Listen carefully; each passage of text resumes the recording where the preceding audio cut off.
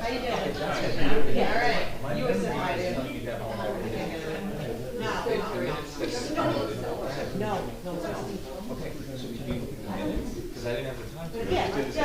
Yeah, okay. I just, yep. And I know you. I mean, I can go look at them now too, but now. Peter. I was calling you Jim Sharp. Oh, me too. It's Mr. Sharp. I saw her.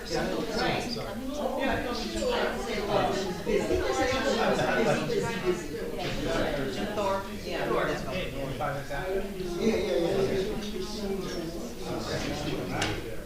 No, I can't be.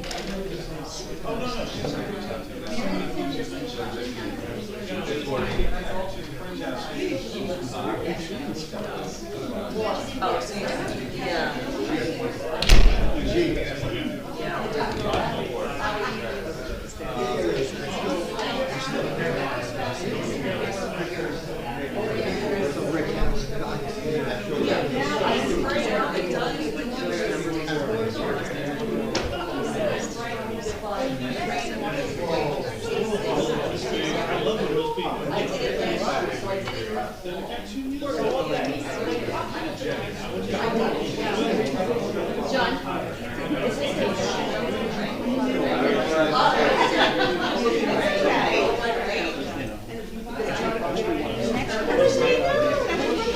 yeah.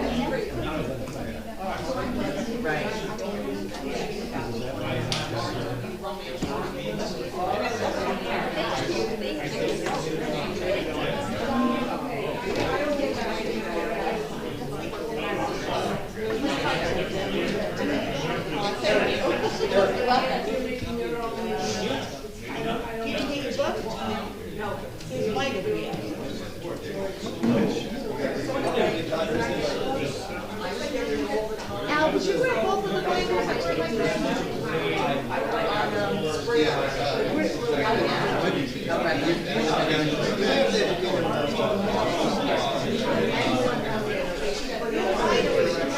Oh, I have it. I have it back. This is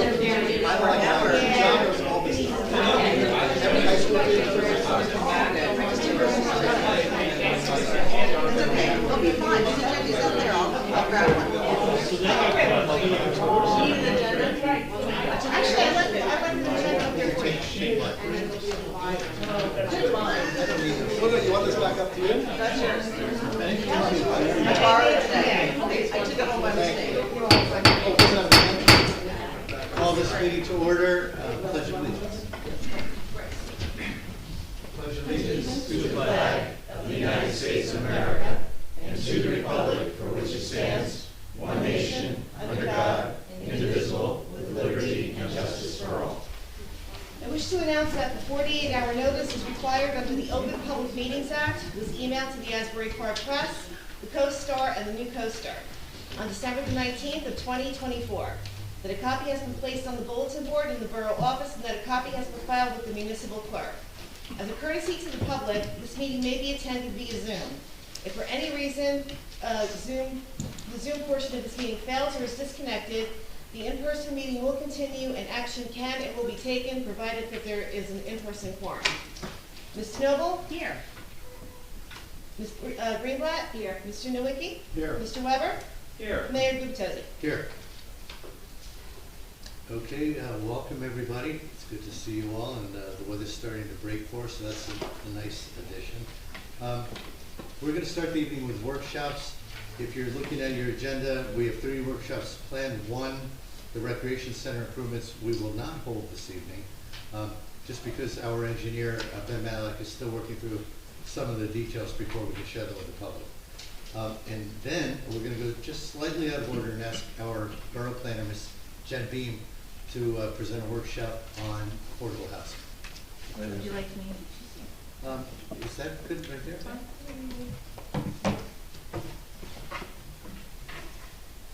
Good evening, everybody. Good evening. So I'm not sure how far back you would like me to go, but as you recall, we kind of started this process last year, the year before, and then stopped it somewhere around mid-year, understanding that the 4th round was going to start come January 1st, which happened. Legislation was passed last year. In October, the DCA released every municipality's obligation with the understanding that each municipality had to adopt a resolution by the end of January, either accepting the DCA's number or rejecting it with an analysis to determine what the municipalities felt was their accurate number. That happened. We did all of our filings. The resolution was approved by you, and a declaratory judgment action was filed, I think by Ron Pichero, who's our affordable housing attorney. So that was all done in time and in accordance with the legislation. February was the month where anyone who wanted to challenge or oppose any given municipality's position had to file an objection during the month of February.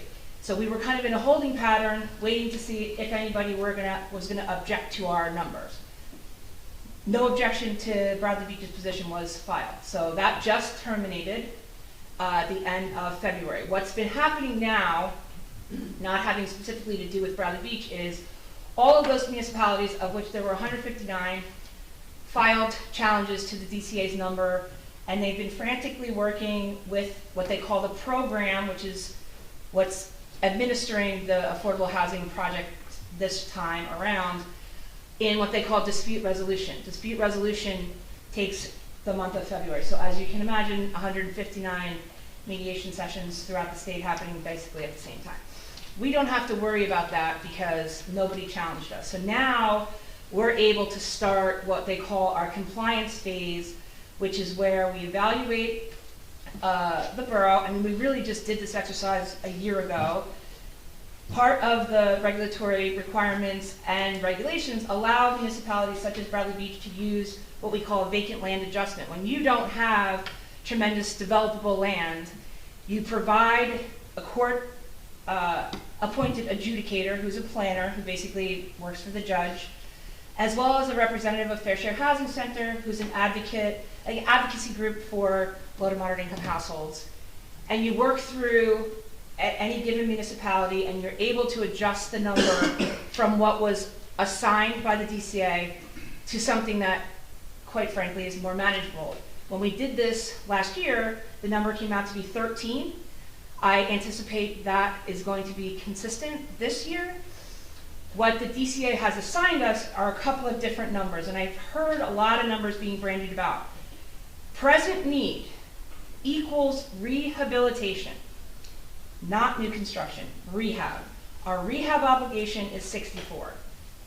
That is a program that we will enter into with the county that would manage any rehabilitation of households that are low to moderate income. They're given a fixed amount of money, which you will determine as we go through the compliance phase of this. If they stay in the structure for 10 years, it's forgiven as if it was a gift. If they leave, within the 10-year period, they have to pay back the money to the trust fund. So that's 64, that's separate. Our new construction obligation has been determined. Now, there's a lot of fighting about this going on right now, but basically, Fair Share evaluated the entire state of New Jersey and calculated out a statewide need. They then allocated that into regions. We are in Region 4, which is Monmouth County, Ocean County, Mercer County. So our obligation, what they're saying our obligation is, I don't think all the towns are really 100% in agreement with this, but it is what we have, which is 13,822 affordable housing units throughout the region. And then based upon a formula where there are 3 factors.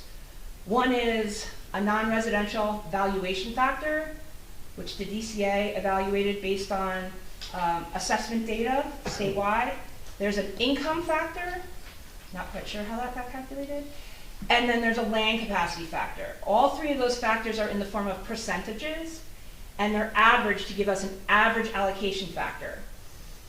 That average allocation factor is multiplied by the 13,822 number to get us to the 30. It is very important to note that our land capacity factor was 0. So the state recognizes that Bradley Beach has 0 developable land. So anticipating a vacant land adjustment is absolutely what both whoever our court-appointed adjudicator will be. I'm assuming it will be Mary Beth Lonigan because she was our adjudicator the last time, but I don't know that for a fact. And I don't know which judge from the program is gonna be assigned to us, because they're all retired judges, and they're not specifically based on geography. All this has been happening virtually. So we filed in January, we waited out February, and now we're able to start the compliance. Most of the work on the vacant land adjustment, actually all the work on the vacant land adjustment is done, because we did it last year. So it's just a matter of figuring out how we can comply with that 13-unit, what they call RDP, Realistic Development Potential. That's the number that comes out of the vacant land adjustment, which I'm anticipating to be 13. The balance of it goes into what they call unmet need. Unmet need has to be addressed through zoning techniques. So there will be a mandatory set-aside ordinance across the entire borough, which says if a project is approved at 5 or more units, 20% have to be affordable, if it's approved. So obligation to approve it. There will have to be an evaluation of the GBW zoning, which provides for affordable housing. My guess is that it's going to have to be expanded a little bit, probably to the municipal boundary line, but I'm confident that they will stay along Main Street. We're not going to be pushing into, maybe some of the properties between Main Street and the tracks might wind up getting included in the overlay, but definitely not east into, you know, the single family neighborhoods. But that's all through compliance. That has to be done and approved first by the planning board and then by you by June 30th and submitted back to the program. So we have from now till June to get this done. And I know it's a variety of things that have been discussed at how we would meet the obligation, but nothing has been solidified. But that's kind of where we are. So comparatively, we are in excellent shape statewide. I have no doubt that we'll be able to get all this done and to the state before the June 30th deadline. Is it The okay end. if we ask some Yeah. questions? Questions for Ms. Green? I have a question. Go for it, John. Thank you. Thank you very much. You're welcome. Appreciate it. Of the 159 municipalities that filed challenges, did any of them do it because they thought that their numbers were too low? Because they wanted to No. provide more? Okay, just checking. No. And then, what was the name of the phase you said we're in now? Like February's done? Compliance. Compliance phase, okay. And, so I think I'd asked you this, but just for some clarity, that rehab thing, did you say it's run by the county? Like, The municipality, the county has a program. So most towns in Monmouth County just enter into the county's program, which handles rehabilitation throughout the entire Monmouth County. So we agree to become a participant in that program. You're gonna need to prepare what they call a spending plan, which is based upon a projection of revenue into our trust fund. And then, you know, the minimum in the regs for rehab is 10,000 a unit. That's a pretty old number, I'm not gonna lie. That was probably in the round one. Most towns project between 25 and 35,000. And this is not to like put an addition on a house. This is to like fix a roof, fix windows, swap out a hot water heater, something to bring the property into compliance. And they have to be income qualified. do they have to be out of compliance in some way? Can it be purely aesthetics, like, well, this doesn't look so good, they need new siding, or what, but does it have I to think you could probably get siding included, but you know, just like spiffing up a property is probably not gonna qualify. Okay, and then I was reading somewhere the state had defined these properties for rehab, like, they said that these have to be properties that don't have proper plumbing or full kitchen facilities, right? It kind of didn't make sense, because I thought, well, there's no place like that. You know, no place in Bradley Beach that doesn't have full kitchen facilities or like running water and full bathrooms and stuff like that. So I wasn't sure it applied. I mean, I'm happy to leave the number, but. Well, what we can do during compliance, and I have seen this in a number of the mediations, that the present need or the rehab number is not being like adjudicated now, just the new construction number. The present need or the rehab, there is a mechanism, it's called a windshield survey, where people will go up and down every street and take notice of properties that could potentially qualify. So a perfect example is I work for Union Beach as well.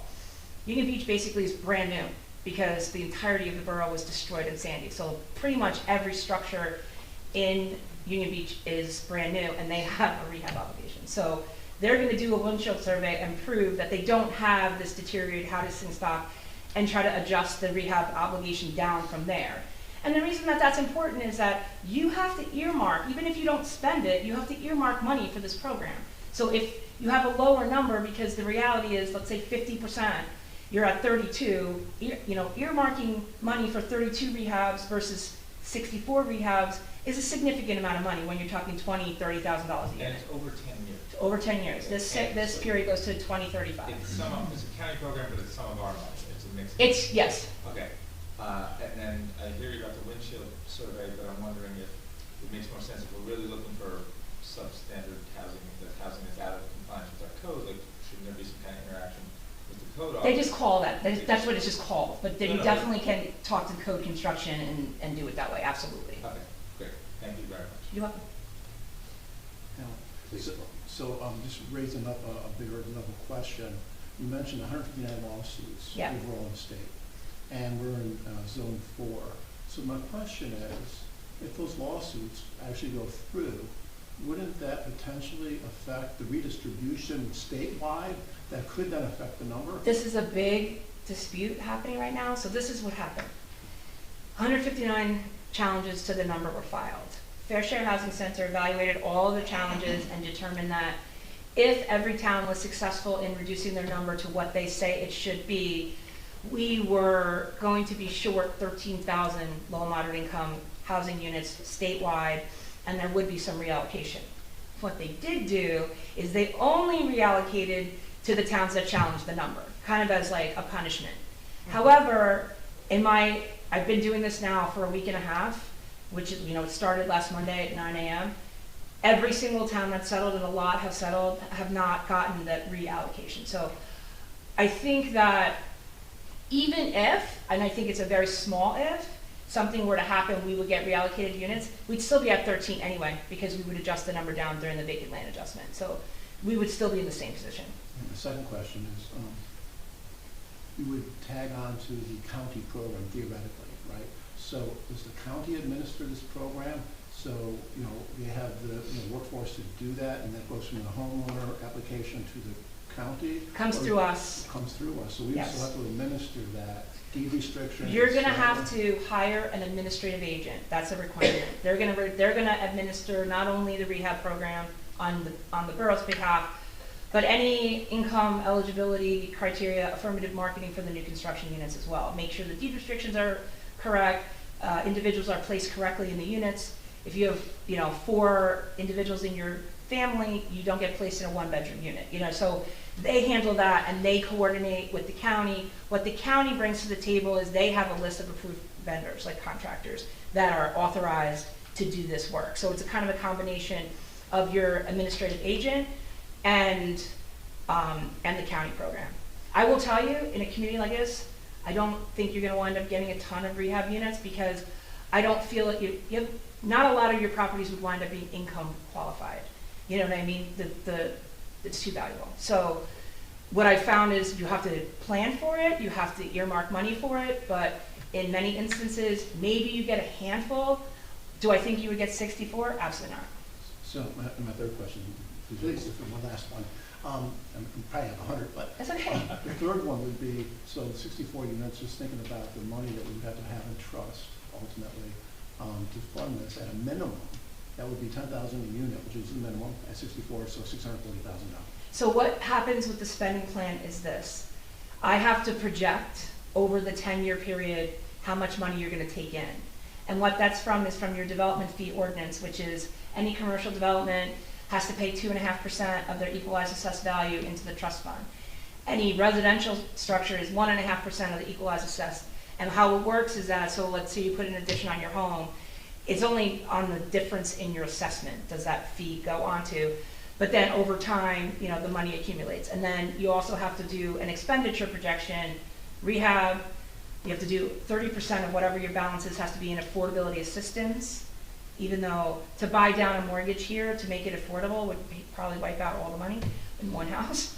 And you can allocate up to 20% for administrative fees. So like for me, for Ron, the court master, or adjudicator now, that we are going to be responsible for paying her bills. That comes out of that administrative fee.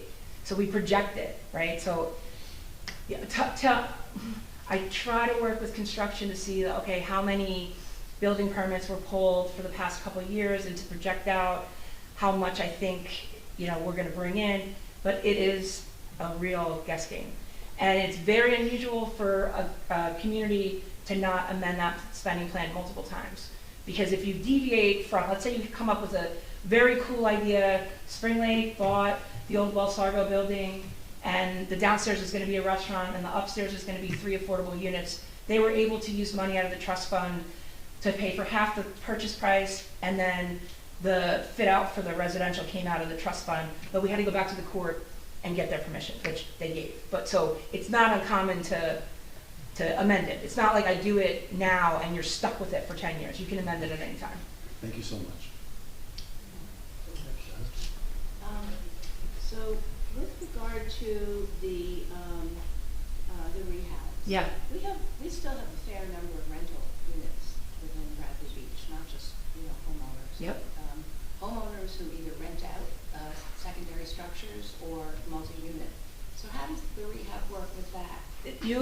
Through the county program, there's a rental rehab component and an ownership rehab component. So it's a little bit more cumbersome because the property owner and the tenant both have to be involved. If the property owner is fixing up their structure, the tenants are not involved. But if it's let's say it's a townhouse that's a rental, and like there needs to be new windows or a new hot water heater in one of the townhouse units in a string, and it's to be perfectly fair, I don't get involved in the administration, the details in the administration of the rehab program, because it runs through the county, and it's just, there's enough we have to do to, we basically send that over to them and they handle it all. I mean, in many cases, it could be landlords who have means but are not doing, keeping up. They would not qualify. They wouldn't qualify.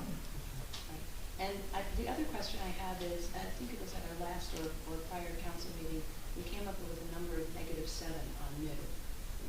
What was that number from? I have no idea where that number came from. There's no, you can't have negative. Well, with the credits toward new. I think there was an exercise you might have gone through with Mr. Doherty where he Oh, talked. so they've changed the structure of the bonus from last 3 cycles. You no longer get 2-for-1 credit for rental units. There's different bonus structures. One is proximity to mass transportation. So given the fact that a lot, we're focused on Main Street, you're really close to the train station, I think you would easily qualify. That's a half a credit per unit bonus. So if you were to get 4 units, you would get 6 credits.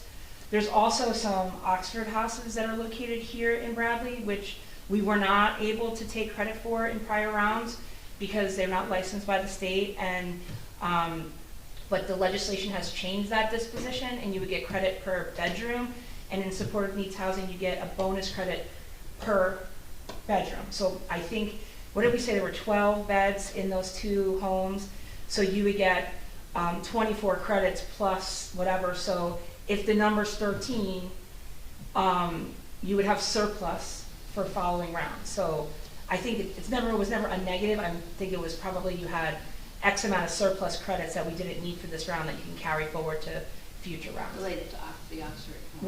Whichever units they are. And the meeting, sorry, That's okay. questions. Meeting that at 13, we still have that obligation, but maybe in our minds, there's at least agreements or verbal agreements to build some here and some there, right? And get funding. So that's how. So I think like the hard units, I think the court will be happy that there are some hard units involved in the compliance plan, and then the Oxford units will be the bridge the gap and give us whatever surplus. I think that's how the court will wind up looking at it. That was one of my questions. I know we're exceeding our requirements, and if we could carry it to the next Yes. round. Okay. We can. Great. So, Ms. Beer, just a couple more quick questions. You mentioned the 10-year plan we have, and that it can be revised many times, but the deadline for initial submission is June 30th. Yes. How does that happen between now and June 30th? So It gets adopted by your planning board as if it's an element of your master plan. So it has to be noticed 10 days in advance. There is a public hearing before the planning board on the on the compliance plan, the housing element and fair share plan. It's part of your master plan. It then the endorsement comes from you. And the reason that this is the only element of the master plan that comes to the governing body for any kind of action is because there's that spending plan in there, and you're the only one that can authorize the expenditure of money. So it comes to you to say, we agree with the plan, and the spending plan is an appendix in the document. You endorse it, and then it gets submitted. I 100% not sure if it gets submitted specifically to the Mount Laurel judge, which is Judge Jones here, or it goes to the program. I think it's still a little fuzzy because people aren't really 100% sure how this is going to work, but it gets submitted, and then any builder, developer, whomever, interested party has the summer to take a look and potentially object. You'll have a pretty good idea on how that's going to look before, because my guess is they'd be at the planning board and at council meetings. So, and then once that process is complete and all the documentation has been signed off on, you would wind up getting a judgment of repose. I think that's what it's still called, Greg? A judgment of repose? You think? And compliance. And compliance for a period of 10 years. And then you would be protected and immune from any builder's remedy lawsuit having to do with affordable housing until 2035 when the next round starts, and who knows what that's going to look like. Now, you mentioned that we'll have this 10-year plan. You personally will be evaluating our current ordinances and trust balances. Me, the court adjudicator, and fair share all have to, ultimately, similar to what we were working towards in the last go-around, we're working towards a settlement with Fair Share Housing Center on our plan. They still have maintained a seat at the table, basically. But given that we, at this point in time, have zero funding in our trust, as far as I know, unless somebody paid in last week, how will that impact our 10-year plan? Will you not anticipate, you and the others involved, not anticipate our active participating in rehabilitation work, for example, until such time as we build the funds? So you don't have to do anything until we get, like, the compliance plan is approved, not just by you, but by the court approves our process. There's a hearing where we have to demonstrate that we're providing a fair opportunity for low to moderate income households in front of the judge. Once they sign off on it, an order is entered. Usually the municipal affordable housing attorney prepares the order, submits it, everyone signs it, and then you have to do something. But we don't have to start rehabbing anything until the plan's approved, because things could change. So right now, because technically, and the reason that June 30th is the deadline, if you recall, the last round started in July. And so this is kind of like the ramp up on an unbelievably aggressive schedule, but you know, you want to have it in by June 30th so you maintain your immunity while they're reviewing the plan and approving it. Once that gets done and you get your judgment of compliance and repose, you're immune from any lawsuit having to do with affordable housing for 10 years. So a quick question on the mayor's question. So if there's no money in the trust, and all of a sudden we say there's no development, there's no money collected, whatever reason, and here's November, and we're, you know, in a position of people to start submitting applications, if there's no money, then we can't actually do the program. So along with endorsing the plan, you're going to have to approve a resolution with the intent to bond. So until you get money in the fund, if something comes up, you're going to have to bond for it. I will tell you, as you get money in the trust fund and you move forward, if there's something big you want to do, you can actually bond against the trust fund. But you have to pass a resolution saying you have an intention to bond in the event of shortfall. The projection of, based on history, how much money you could potentially bring in revenue-wise. Right, so for 2025, the spending plan is going to be for 6 months, right? So from July to the end of the year. And the balance of the years are going to be full years until 2035, which is going to be another 6-month period from January to July 1st. If there are no more questions, I'd like to. One quickie. You said that we have to administer that program, the county rehab program? We have to have an administrative agent, which is going to be an outside consultant. You're going to need to appoint someone in Borough Hall as your municipal housing liaison. They basically direct traffic. They don't really have to do anything, you call her, you call him, whatever. The administrative agent is the one that works with the physical individuals, the county, all of it. They handle it on your behalf. Can we use trust fund money to pay? Yes. the agent? Yes, Okay. Once we have trust money. yeah. I understand. I'll take the unusual position right now of making a motion that we open up questions from the public, because Ms. Beam will be leaving us, I presume, after the Yes. presentation. So I have to- normally I have we another take meeting. a show of hands. Are there any questions for Ms. Beam? Mayor, would you mind if I take a question? Please, Matt, one second. So, simple question. Sure. How many new affordable units is the Borough of Bradley Beach responsible for building? So, let me just do some quick math. So, the obligation will be 13, but you're eligible for bonus credits up to 25% of that number, which is 4, so you need 9. But that includes the bedrooms, like in the Oxford House, that counts as 1. So, Right, the conversation that we had. Yeah. We had a number of 13. correct, We talked about 811 Main Street.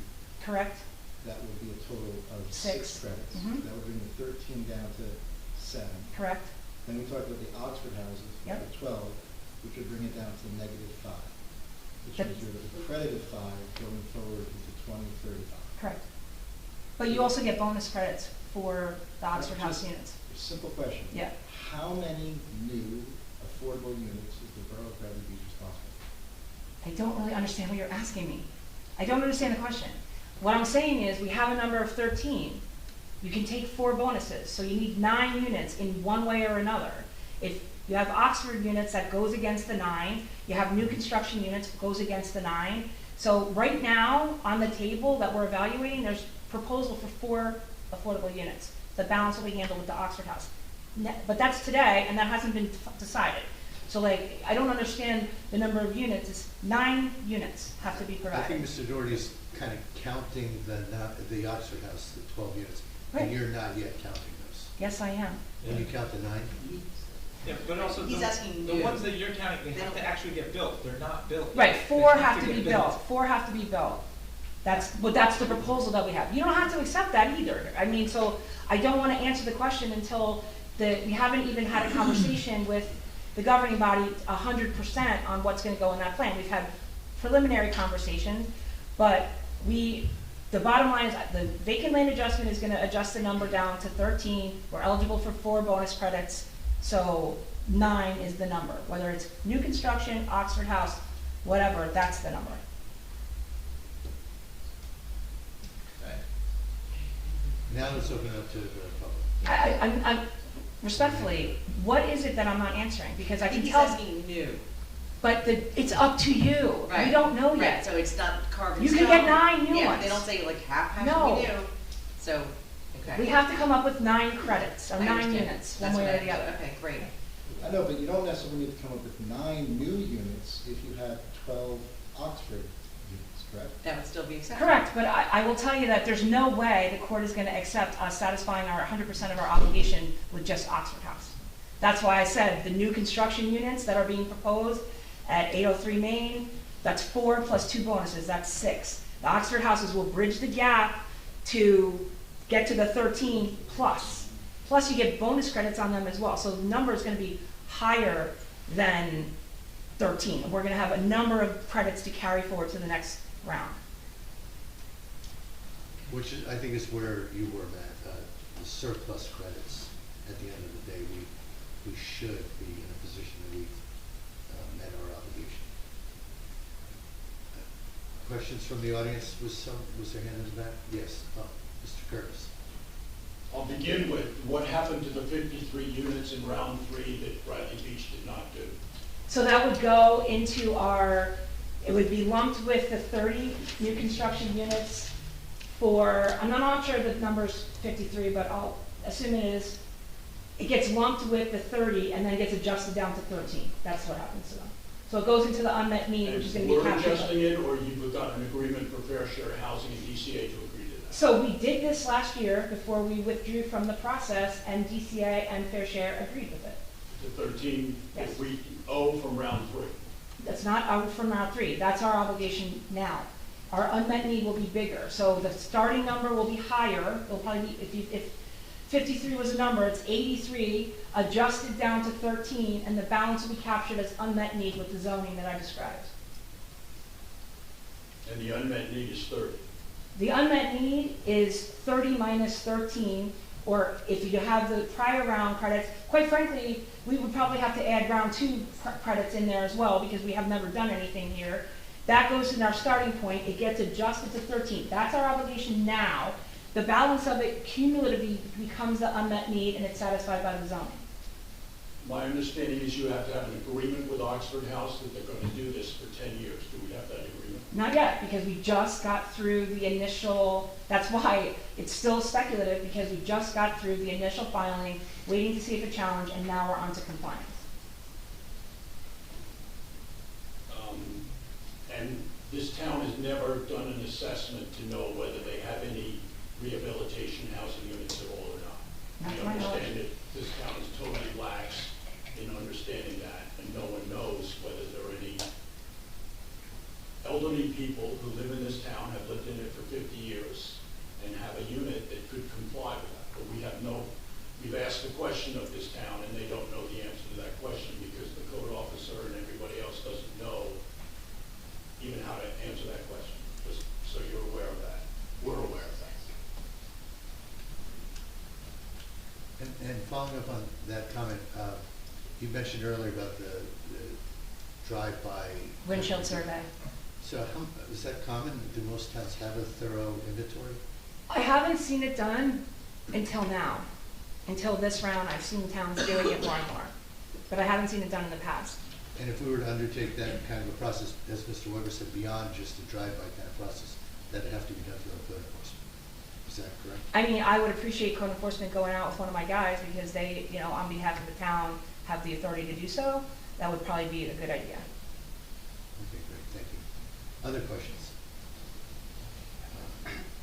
Rick, I don't understand this code enforcement issue, because a year or so ago, someone called me up and they said, we either have to come into your house or you have to pull up a link on your phone and you have to walk through your house with your phone.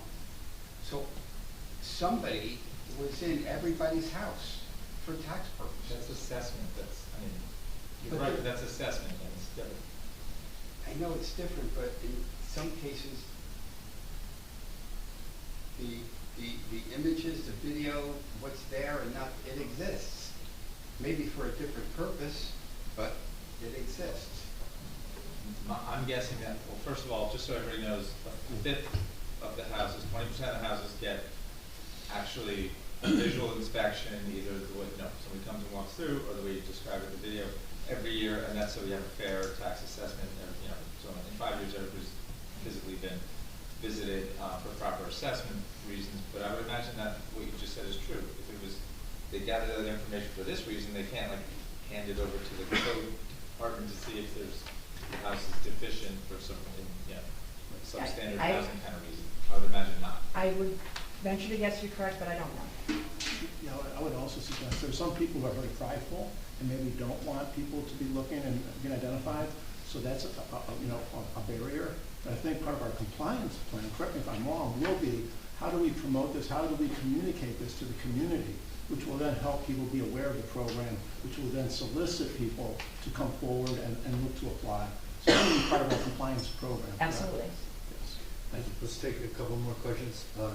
Mr. Cohen, did you start? Sure, I just had a couple quick ones. So, if the overlay zones are done in the BOR at the north end of town and the OP at the south end of town, that creates the reasonable opportunity to get us to cover the unmet need. Plus the mandatory set-aside ordinance. Yes, which is the 20%. And you already have the GVW, which is going to have to be looked at as well. Perfect, and that'll be done by the land use board? It will start with us, it will get sent to Fair Share and the court adjudicator for their review and comment, and then will come back to us. They would then, it would go into the housing element as a draft. Mm-hmm. Implementation of all those things will be done after the 30th deadline. Perfect, and then based on the timeline of the June 30th, what should the land use board be looking at in terms of having their meeting? Or do they have to wait for the council first? No. So I would advise that the first meeting in June, either the whole meeting or a good chunk of the meeting be dedicated to the housing element fair share plan. That way, if for whatever reason we have to carry it, we have another meeting in June before the deadline, keeping in mind it has to go back to them before the 30th. I think the document has to be done before Memorial Day in order to do the noticing, get everything done, be able to get to the planning board or land use board, my apologies, and back to the governing body so that it gets submitted on the 30th. If it doesn't get submitted on time, Sure. we are stripped of immunity. So should we even do it in May then if we can? I mean, I think we probably can because Okay. we don't have any people objecting. We just have to wait for the program to focus on those towns that didn't challenge, to give us an adjudicator, because we haven't been assigned one yet. So, because they're focused on the legal challenges right now. So we can start putting everything together, but we would need for them to, you want a very strong, reasonable assumption that they're in agreement with everything before we do the public hearing. Okay, Grace, one last question. In round one, where regional contributions were accepted from Wall Township, I mean, as I recall, that was fairly publicized to the Bradley Beach community. And people did get roofs and siding and things, so is that something we could do then, just promote it? Yes. Internally? Absolutely. Okay. And put on website, whatever. I don't know how you notify people of things, put a blast. We could have, maybe if you have a workshop in your land use board, we could have a minute to talk about it and get the word out, for sure. Thanks so much. Ms. Duffy? What's the minimum size of each unit that possibly could be 1 bedroom, 2 bedroom, and square feet? It's typically a 1 bedroom is like 650, 700 square feet. A 2 bedroom is around 1,000, 1,100 square feet, and the 3 bedroom is closer to 13. So what amount of bedrooms are? So the UHAC, which is the Uniform Construction Controls, they say any affordable development, no more than 20% of the units can be 1 bedroom. So if it's like 20% is 1.4, 1, because 2 would be in excess of the 20%. No less than 20% can be 3s. So you have to have some 3s, and the balance are typically 2s. So it depends on the number of units and how the bedroom distribution, and that's only for the affordable units. There's no regulatory requirement dictating the bedroom distribution for the market rate units. Yes. I understand that if the landlord is of means, they don't qualify for the program to fix up their property. Mm-hmm.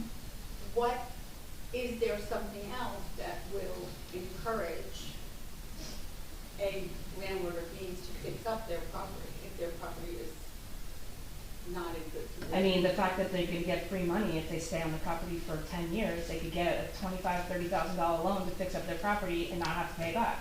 That's an incentive. If you stay in the property for 10 years, the loan is forgiven, so you don't have to pay. The owner stays, not the tenant. Correct. Whoever is a participant in the rehab has to occupy the unit for 10 years or longer to get forgiven the money. The tenant has to stay in the unit. We'll take one more question. Beth Kaplan. Steve, early in your comments, you mentioned that you had pulled permits to review for the purpose of your evaluation, like construction permits and things like that. What was it that you mentioned about permits at the very beginning of your I'm not sure. We don't pull any construction permits at all. It has nothing to do with that. There's no We basically do, go ahead. I think maybe you're referring to what you would do would be with the construction office, see, to figure out money going into the deteriorated trust fund. housing structure. So you would, that, or look at, what has Oh, come in yes, terms of yeah. construction permits to determine, to project forward what kind of money's going to go into the fund in the future. 'Cause Yes. we're gonna need to.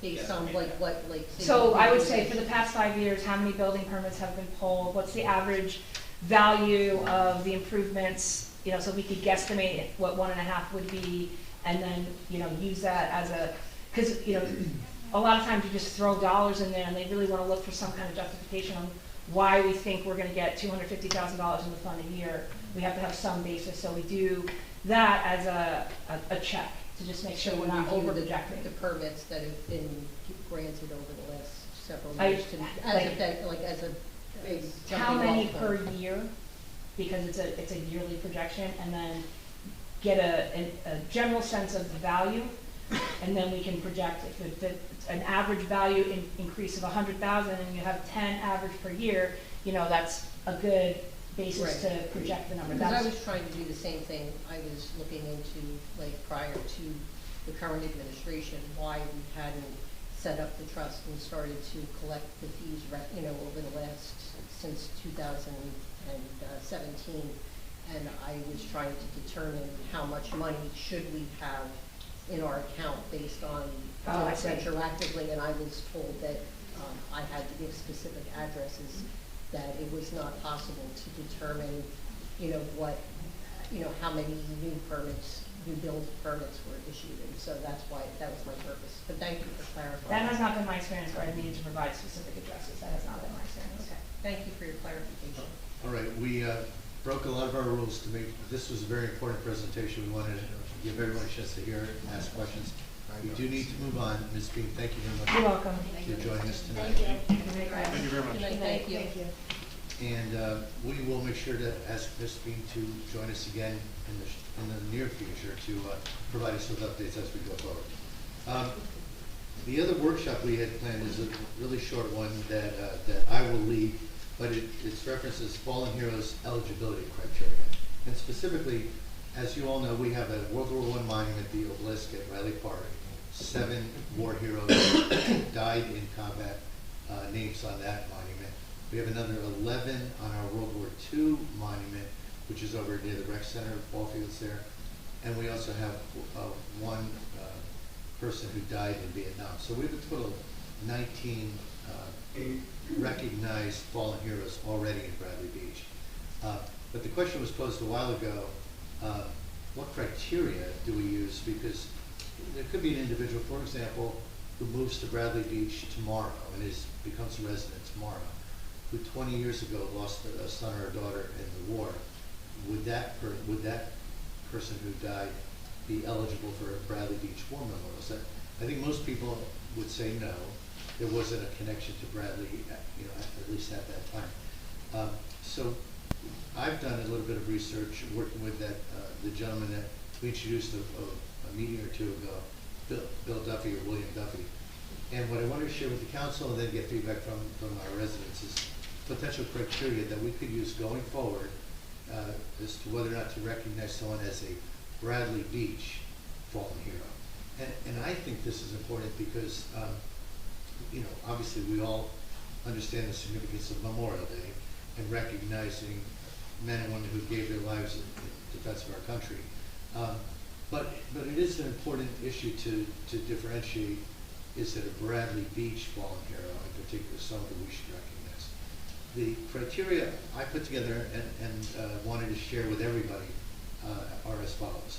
That this potential honoree was a verifiable current or previous resident of Bradley Beach, or that this potential honoree had parents who were verifiable residents of Bradley Beach at the time of the potential honoree's death.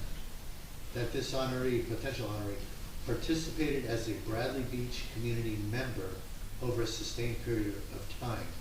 And sustained period of time is critical there because a member could be a volunteer fire person, a lifeguard, but who was part of the fabric of Bradley Beach for a sustainable period, not for, say, a year as a lifeguard, but multiple years.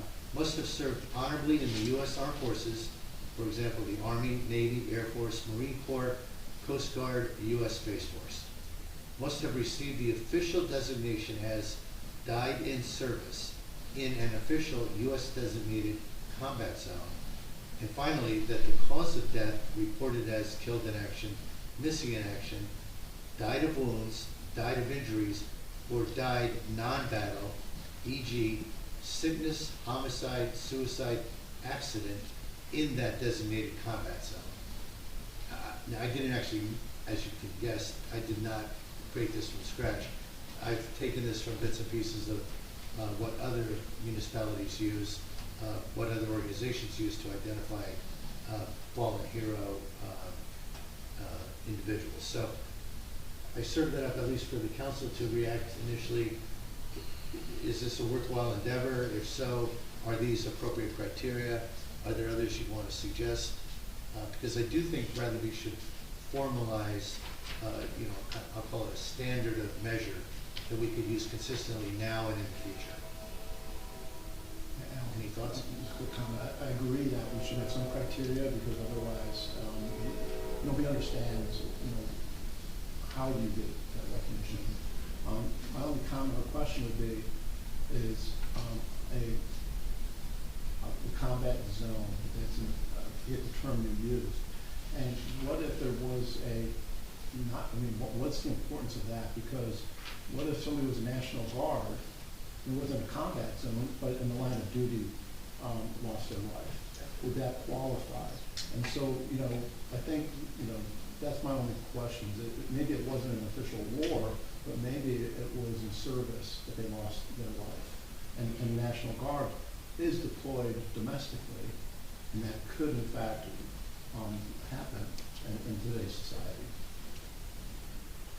Great point. Yep. And Al, it sounds like what you just read was more broad than maybe Bill Duffy's definition. Is that fair? Bill Duffy's definition specifically was the more technical aspects, for example, the definition of a designated combat zone.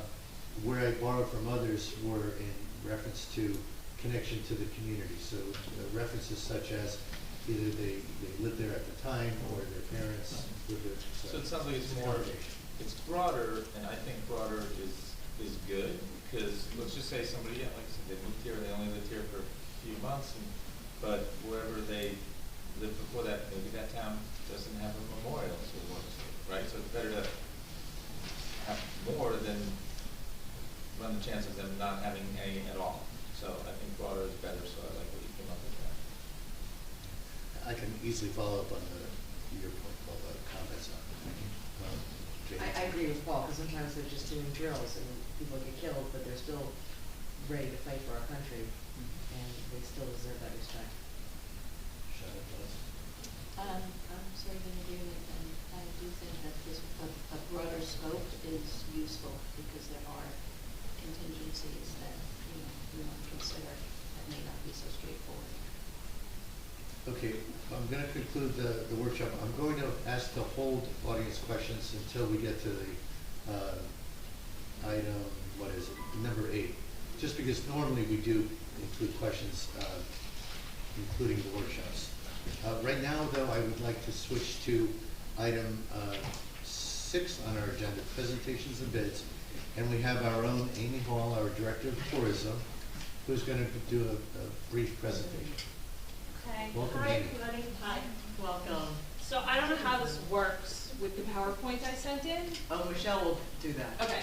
And I'm going to stand over here because I don't think I can read it from over there.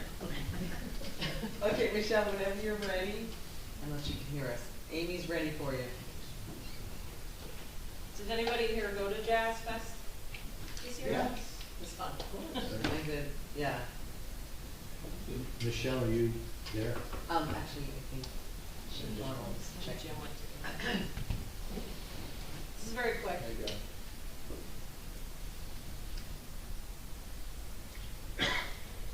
go. Okay, so here's the Jazz Festival tourism report. Great. Next slide. Hang on 1 second. Here. Oh, you want me to click it? Or just write it? There we go. Okay. So this is the first annual Bradley Beach Jazz Festival. It was February 7th and February 8th. The Friday night was 7 to 10 o'clock p.m. and the Saturday was 6 to 10. It was sold out with 649 seats reserved. Unfortunately, the Saturday night was an ice storm, so we still had a lot of people come, but it wasn't a full house due to the ice storm. People came and left due to the ice storm. The goals were to support Bradley Beach businesses, introduce visitors to Bradley Beach, collect new emails for the borough mailing list, and welcome new followers on social channels, all of which it did. Next slide.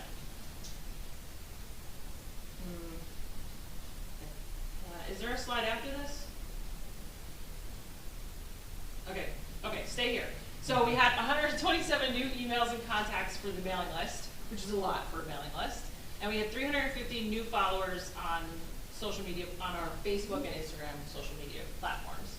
Could you go back one, Michelle? Okay, so I did a survey of people who came to the event. So out of like maybe 450 people, 71 responded, which isn't too bad. A lot were residents. There were a lot of visitors. I didn't break it up into different days, but the reason there were a lot of residents instead of visitors on the Saturday was because of the ice storm. But some people came both dates, some people came one. On a scale of 1 to 5, with 1 being poor and 5 being excellent, please rate the event. So as you can see, we have a lot of 5 stars. People really loved the event who came to it. I also asked everybody in the survey specifically if they ate or drank before or after or during or whatever. So these were the top restaurants that people went to. So I spoke to some of the restaurant owners and they saw an uptick in people eating and drinking and all of that, so that was good. So not the next slide, but the next one. Okay, go past that. Okay, so this is these are the people that came to the event from all over the place. So Bradley Beach is here, and then as you can see around this whole circle, this is where we brought people in from New York, Staten Island, Weehawken, Howell, Jackson, Long Branch, Florham Park. So we really had a huge group of people at this event from all over the state and New York. So it was really good. Next slide. We had Jazz Fest sponsors. So we had a piano sponsor at $250 with Seawall Architecture. Saxophone was $500 with Posh and Rappaport Wood Floors. Trumpet was $1,000 with New Jersey Water and the county. And then at the last minute, I did like a Friends of Jazz Fest thing for Ohana Rising. They gave us $25 as a friend. So that helped offset the cost. Next slide. Okay, so this was our green room at the school. The music teacher, Anthony Laprado, let us use his room for the guys to eat and drink and all that. And we had donations from Luna Verde, Darcy's Tavern, Councilwoman Jane, and me, and my mom, who's right there. So that was really good. Got the restaurants and the community involved that way. Next slide. Okay, so this is everybody in the council except for Paul, and they had brought up the mayor to do some words. He didn't know he was going to be called up, but he was, and it was nice, and everybody loved everybody. It was good. Okay, next slide. Okay, so this was before the event. Some of the press that we got, New Jersey Stage, which is a really high-end publication from North Jersey. And this is like the 2 that ran in the CoStar and the Coaster.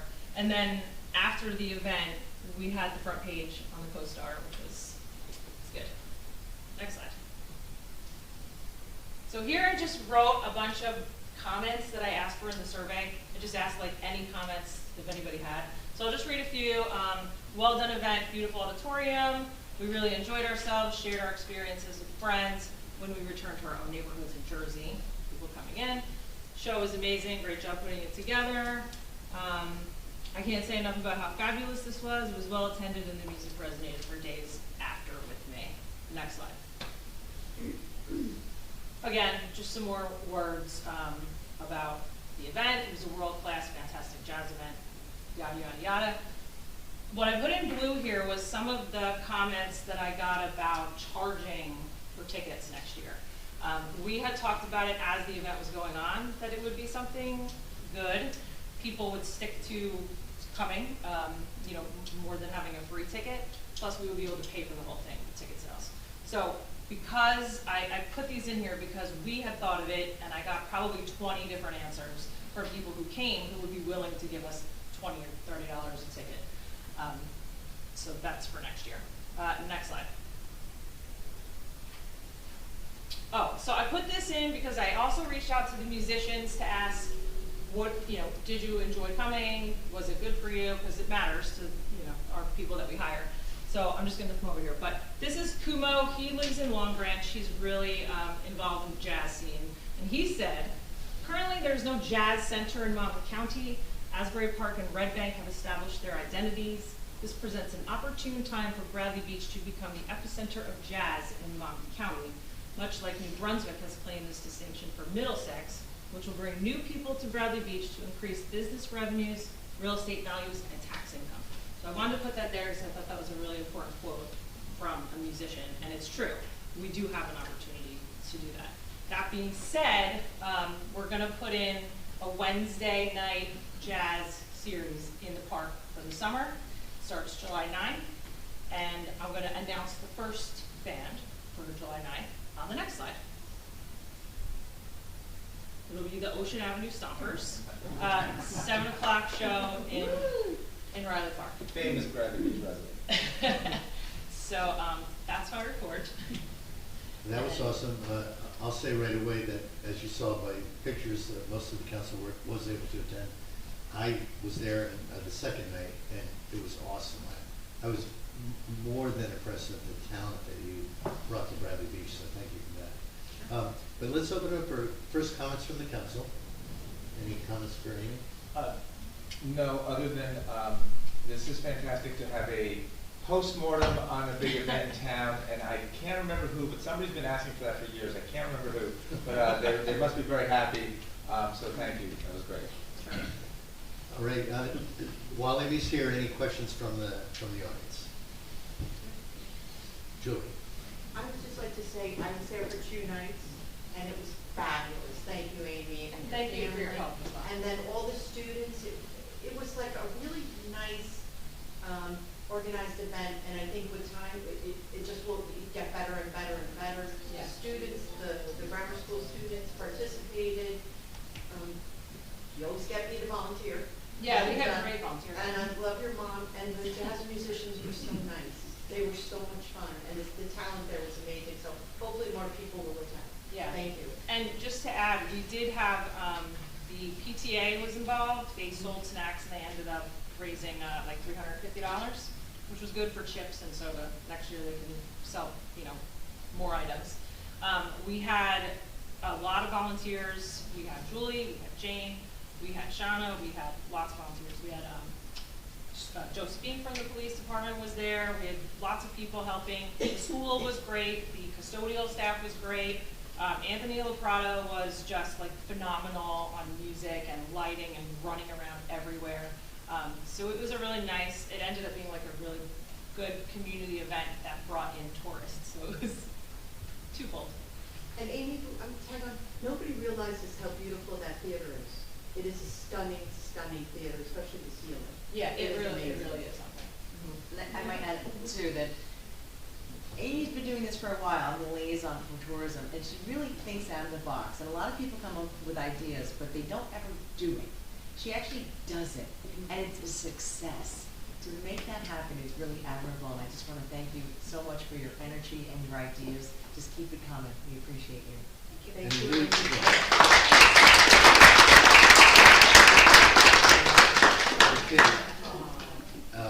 Amy, thank you again. We'll move to item 7 on the agenda, which is approval of minutes. I'll make a motion that we accept March 4, 2025 council business meeting minutes. Is there a second? Mr. Noble? Yes. Ms. Greenblatt? Yes. Mr. Oh, I'm Novick? sorry. Actually, I wasn't here last meeting, so I would prefer to abstain. Abstain, Yes. okay. I'm sorry. That's okay. Where was I? Okay, you abstained, Ms. Greenblatt? Yes. Mr. Nowicki? I wasn't here also, but I did watch the video, and so I would say yes. Okay. Greg, is that That's okay? allowed. That's okay? Okay, cool. All Yeah. right, thank you. It's not a legal reason you have to abstain if you don't feel like you knew what happened, you don't Great. read the minutes, Okay. that's exactly precisely. Thank you, okay. I will vote yes. Yes. Mayor Gutierrez, thank you. Okay, thank you. Now we get to item 8 on the agenda, public comments or questions pertaining to the agenda only. Mr. Shenkin? Name and address, please, Paul. Yes, yes.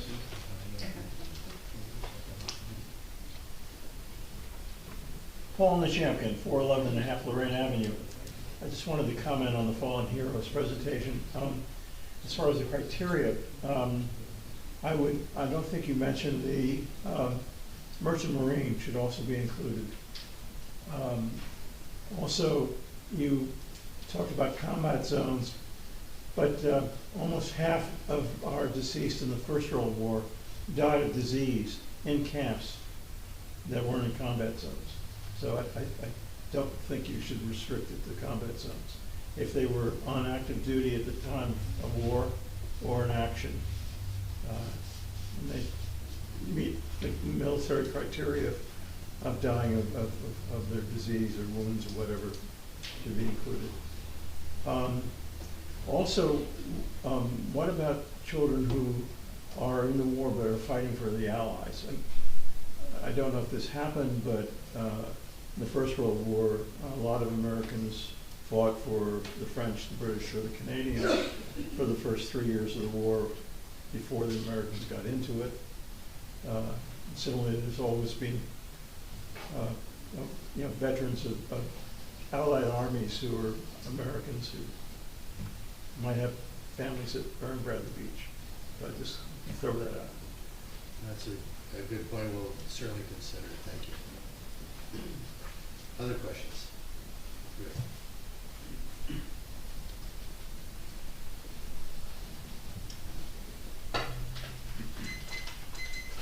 Rick Bartolome, 116 Newark. When you go over Resolution 2025-133 regarding the mats, will you go into detail of what the mats are being used for? That's the only thing I wanted to know. Yes, we will. Thank you. Other questions about the agenda? Ms. Keller.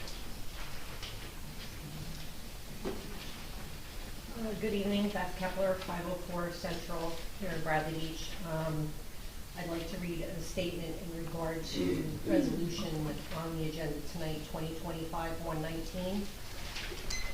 The Racketeer Influence and Corrupt Organization Act, RICO, is defined as any group, formal or informal, that commits a pattern of racketeering activities such as bribery, extortion, fraud over a sustained period. Keeping that in mind, I'd like to reflect back from 2004 to 2020, when our borough saw leadership from a man that shaped its direction, first on the council, then as mayor. During that time, in 2018, under his leadership, the Borough Chamber of Commerce was quite literally allowed to falter and collapse.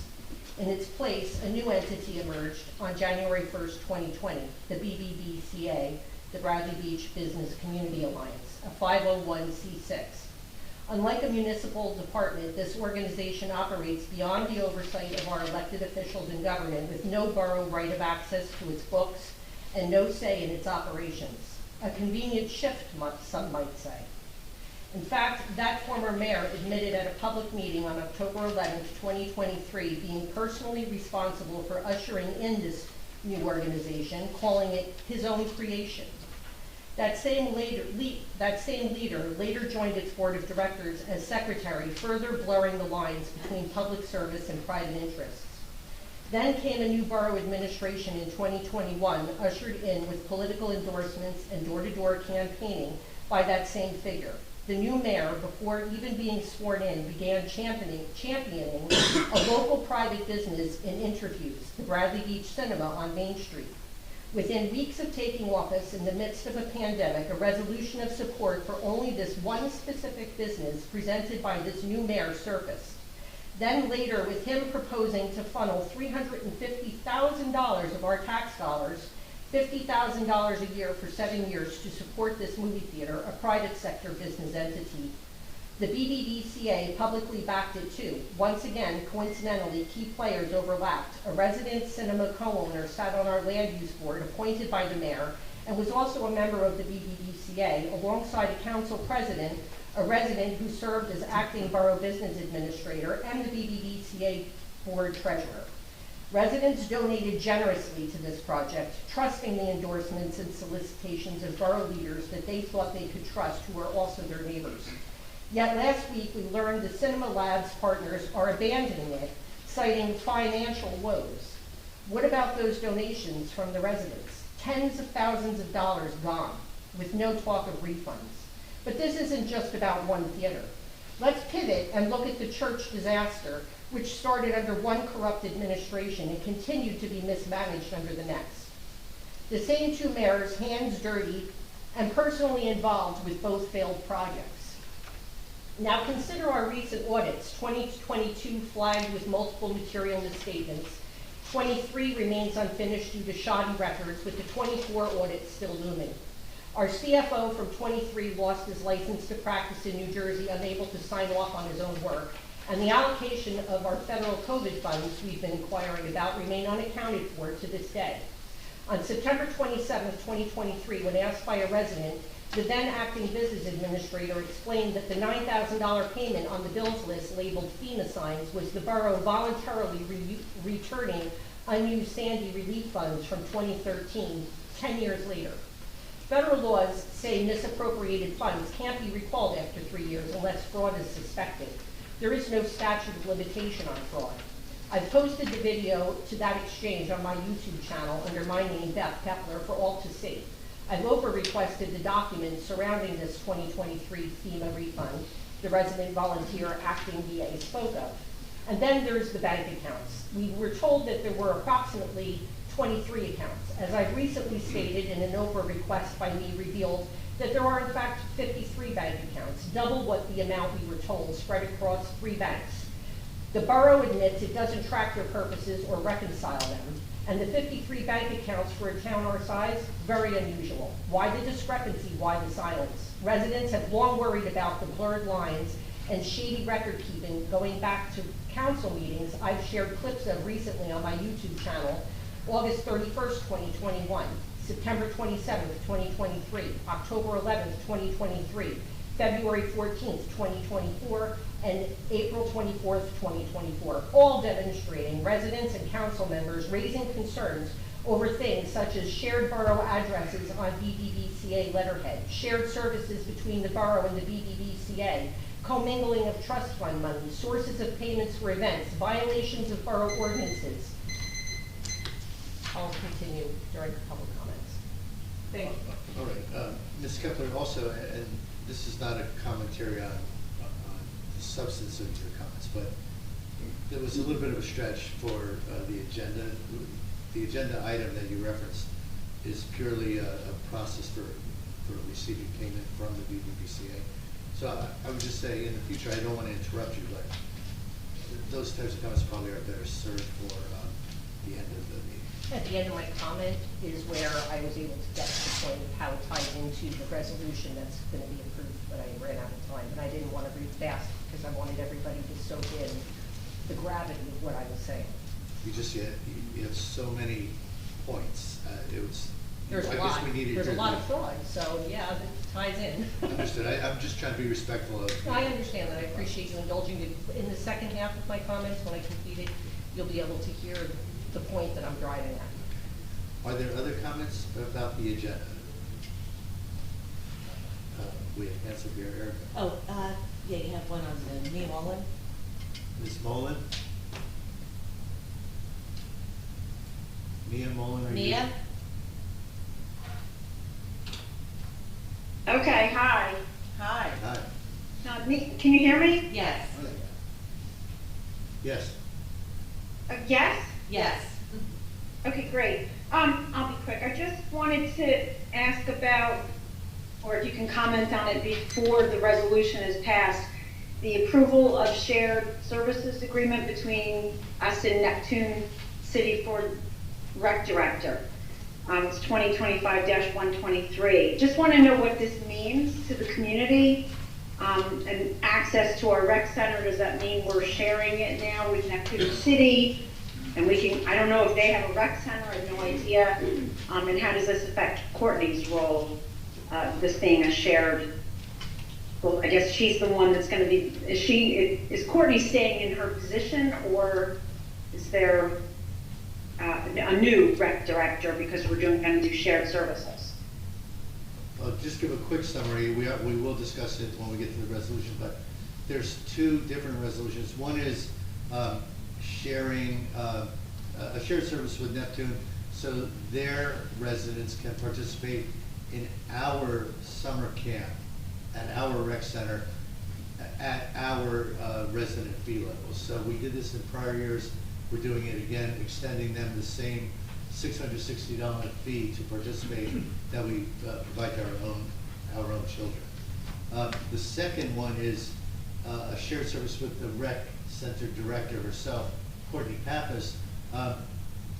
Courtney made the case that so much of what she does can be pretty easily leveraged by her to serve a second community. I interrogated her extensively to make sure she could take on another community and still, deliver all the programs she's doing here. She can. She tells me she can. And Neptune City is very anxious to have her join them and head up their rec center. So she will actually manage our rec center and Neptune City's. Neptune City will pay us basically half of Courtney's costs. So it'll result in an increase in pay for Courtney and additional funds back to Bradley Beach. So we will, in effect, profit from sharing Courtney with Neptune City. So does Neptune City have a rec director now, or they don't, is what it sounds like? They have, and he's retiring. Oh, okay. And then, do they have their own rec center, like building with facility the way we do? I haven't been there, but I'm told it's much nicer than ours. They do, and yes. Okay, just wondered what the change would be for our community, and if Courtney's confident that there won't be changes and she'll keep doing all the great things she does. Terrific. And I wasn't questioning the camp. I think that's a great idea. Okay, any other questions on the Zoom? Okay. That's it? Don't see anybody else. One more? We're good. Oh, I'm sorry, Kristen Mahoney.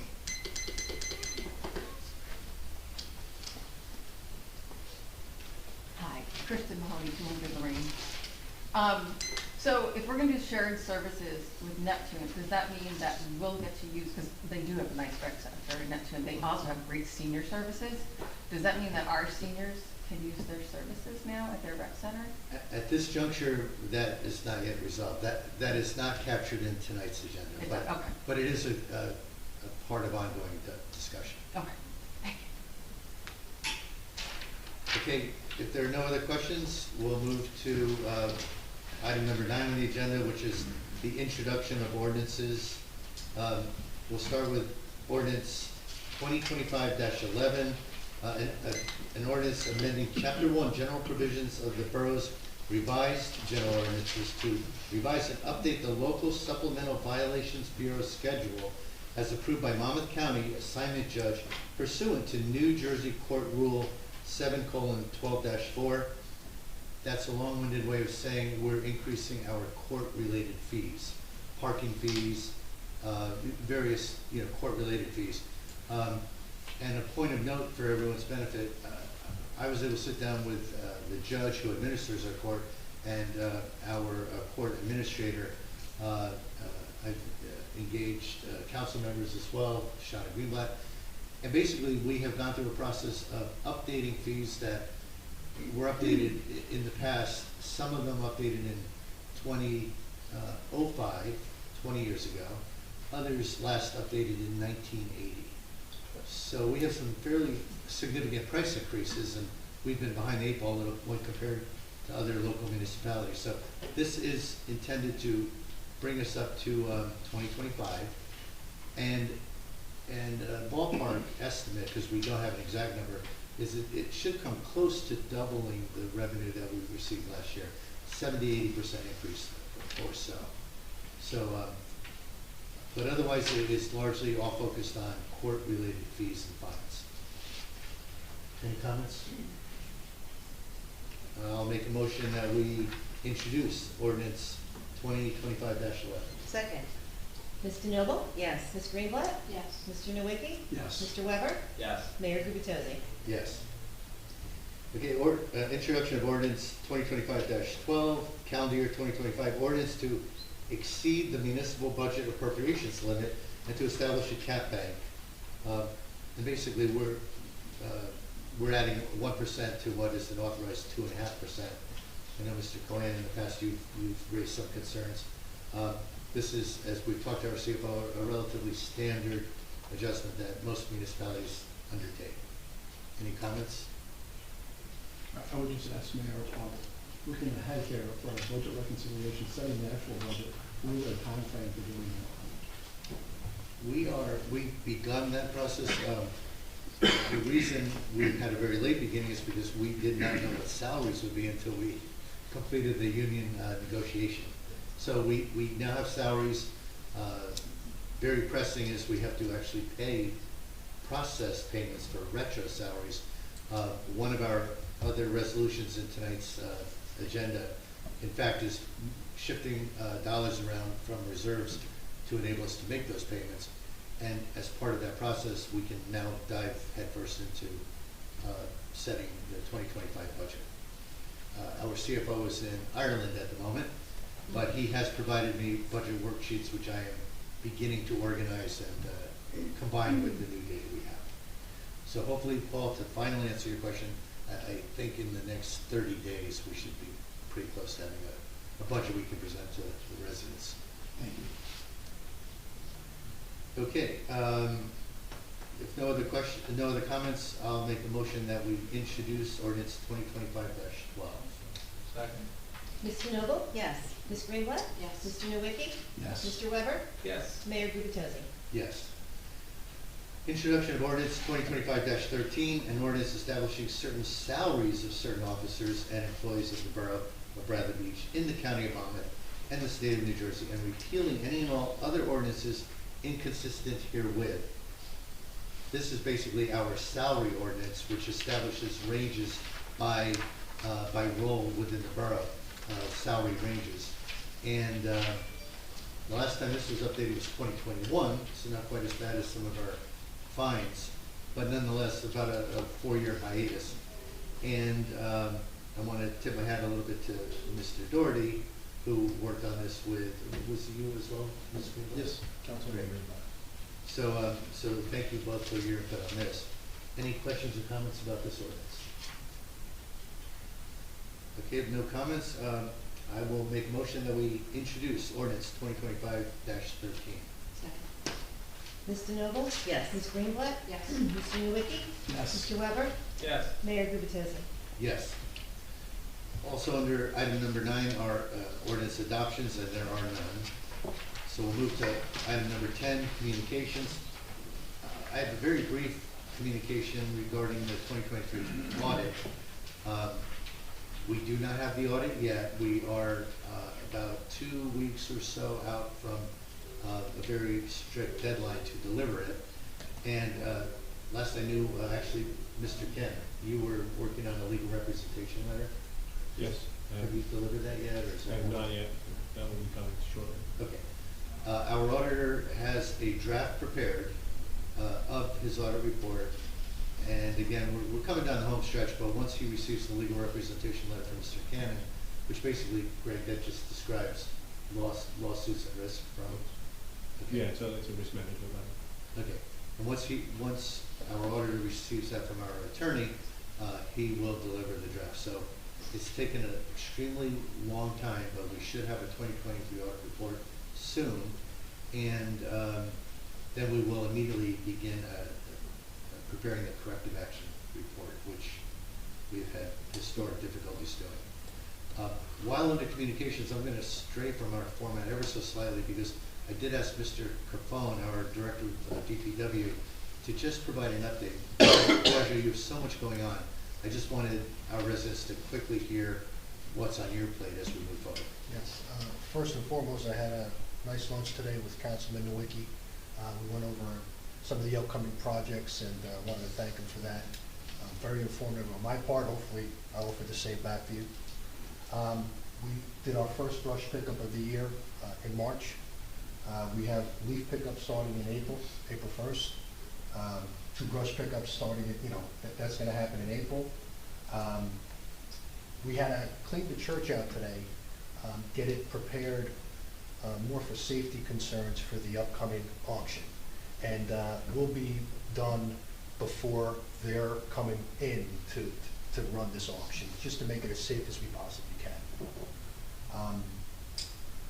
We did, one of the residents requested that the three-way stops were not up to par, so just wanted to let Ms. Mullen know that they were all taken care of from one end of town all the way to the other on Madison Avenue. We ordered the Moby mats for Evergreen and Cliff Avenue. They're 10-foot wide, they're 50-foot in length, and they're going to go out just beyond the dunes with a tee and some benches to make it handicap friendly. We're going to include showers and new areas for wheelchair accessible areas to turn to make it easy for them to clean the sand off and so on and so forth. And we also built our first storage container for the lifeguards. We have one more that's going to be built, amongst other things. So we are at a very busy time, and that's my 2 cents here.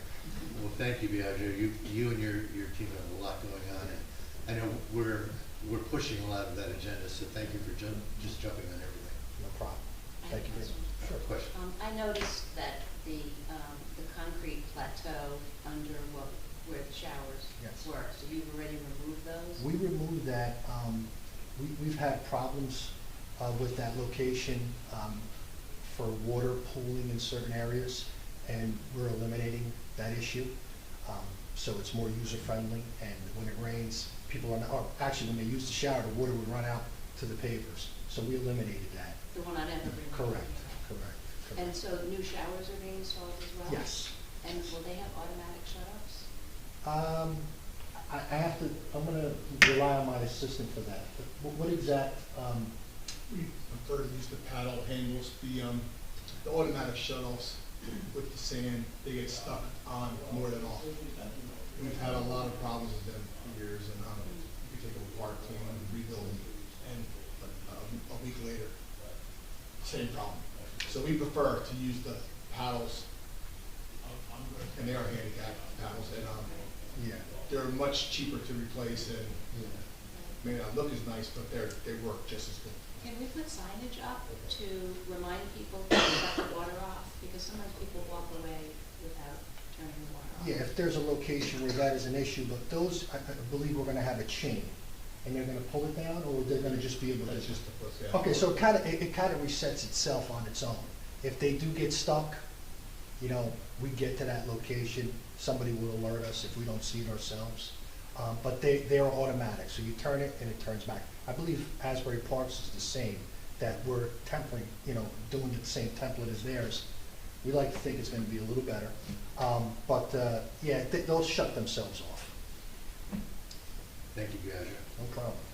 Okay, we'll move to item 11, resolutions, and the first part of the resolutions are consent agenda resolutions. I actually have been informed that there are questions that still exist related to consent agenda item 2025-121, approving the Bradley Beach Fire Department and Set Firemen's Association. So I'd like to make a motion that we table this for this evening to provide the council more time to understand this application. Second. Mr. Noble? Yes. Ms. Greenblatt? Yes. Mr. Nowicki? Yes. Mr. Weber? Yes. Mayor Gubitosi? Yes. Okay, regarding the, Excuse me, Mayor. yes. So the Monmouth County Block Party, I'm just wondering, maybe some guidance here, because if you're a resident in Monmouth, should that be coming off that consent and maybe address that separately? Because I don't believe that I or maybe Councilman Greenback can actually vote on that. Do you understand the question? Yeah, you live on the street with the block parties being held? That's in the consent agenda, so if we couldn't participate in the overall consent agenda with that item, we can't abstain from it. Nobody can live on Monmouth Street? Well, two. Well, yeah, then maybe you remove that and do the second one. So you can abstain. Okay. Motion for that. So, And while we have this topic going, are there any other discussion points for consent agenda? We'll make that a motion, but any other comments or? Good. Okay. Paul, would you, I'll make the motion that we vote out separately 2025-118, the block party on Monmouth Ave. Second. Mrs. Noble? Yes. Ms. Greenblatt? Yes. Mr. Nowicki? Yes. Mr. Weber? Yes. Mayor Gubatosi? Yes. Okay, I'll make a motion that we accept the consent agenda resolution items 2025-119 through, well, and 2025-120. Second. Oh, and I'm sorry, 122. Oh. 2025-122. Is there a second? Second. Mr. Noble? Yes. Ms. Greenblatt? Yes. Mr. Nowicki? Yes. Mr. Weber? Yes. Mayor Gubatosi? Yes. Okay, make a motion to approve 2025-118, a block party for Monmouth Avenue, Sunday, July 13th, rain date of Sunday, August 3rd, 5 p.m. to 9 p.m. Is there a Second. Mr. Noble? Yes. Ms. Greenblatt? Abstain. Mr. Nowicki? Abstain. Mr. Weber? Yes. Mayor Gubatosi? We have all these council people partying. You're all invited. So warrant recusal, this better be like a good party. How many blocks is it? I will vote yes. One block. One block, okay. Okay, we'll move to individual resolutions, starting with 2025-113, authorizing public sale of surplus property consisting of certain artifacts and other items from the borough's former church property at 319 Lorraine Avenue. Councilwoman. Yeah, I've been handling this. I met with Peter Costanza. He's a local auctioneer, and it looks like we're shooting for an auction date of April 30th. So things are starting to pick up. I know you met with Peter today. Thank you so much. And it was interesting because he had the same thought I did. I said, we have to bring it down to 2 rooms. We can't have everybody walking around the entire church. That's great. He is organizing everything. He will establish starting bids, so there are some attachment to the resolution saying some appraisal that's from the previous administration, but he will establish the starting bid. We are working with the Bradley Beach Historical Society on this. We're also working with the Church of the Presidents as well for the museum. So I look forward to a legal, a respectful, and inclusive process with this. And there may be other comments, but I just want to thank Council President DeNoble for her diligence on pulling this all together, because we really inherited this at the end of last year. We did, yeah. I talked to a lot of different auctioneers, and this, he was highly recommended, and it's nice that he's out of Neptune City, so he's very close by as well. Any other comments? Yeah, I'd like to just comment, later is the resolution for CME services for the building demolition, 2025-134. But just to dovetail these two together, the first thing that we're doing is we need to take care of the artifacts, the disposition of those. Secondly is the demolition. And so we did, in fact, need to re-advertise the contract for the demolition. We're also going to be finishing the grading plan, providing that to the land use board. And so all that has to come together, and the timing of all of this needs to tie together with the artifacts, the stuff that Jane is working on, Council President, and I'm working with her, with CME, to make sure that we all line this up so that we can expedite the demolition, the artifact disposition, then the demolition and restoration of the site. And hopefully, here by early summer. Target, we're pushing everybody before Memorial Day, but that's good. That's a push. It could slide a little bit. So we are doing everything we can to push this process expeditiously as possible. Thank you, Councilman. Okay, if no other comments, I'll make a motion that we adopt individual resolution 2025-113 regarding the public sale of surplus property. Second. Ms. DeNoble? Yes. Ms. Greenblatt? Yes. Mr. Nowicki? Yes. Mr. Weber? My turn to abstain. Mayor Gubatosi? Mayor? Yes.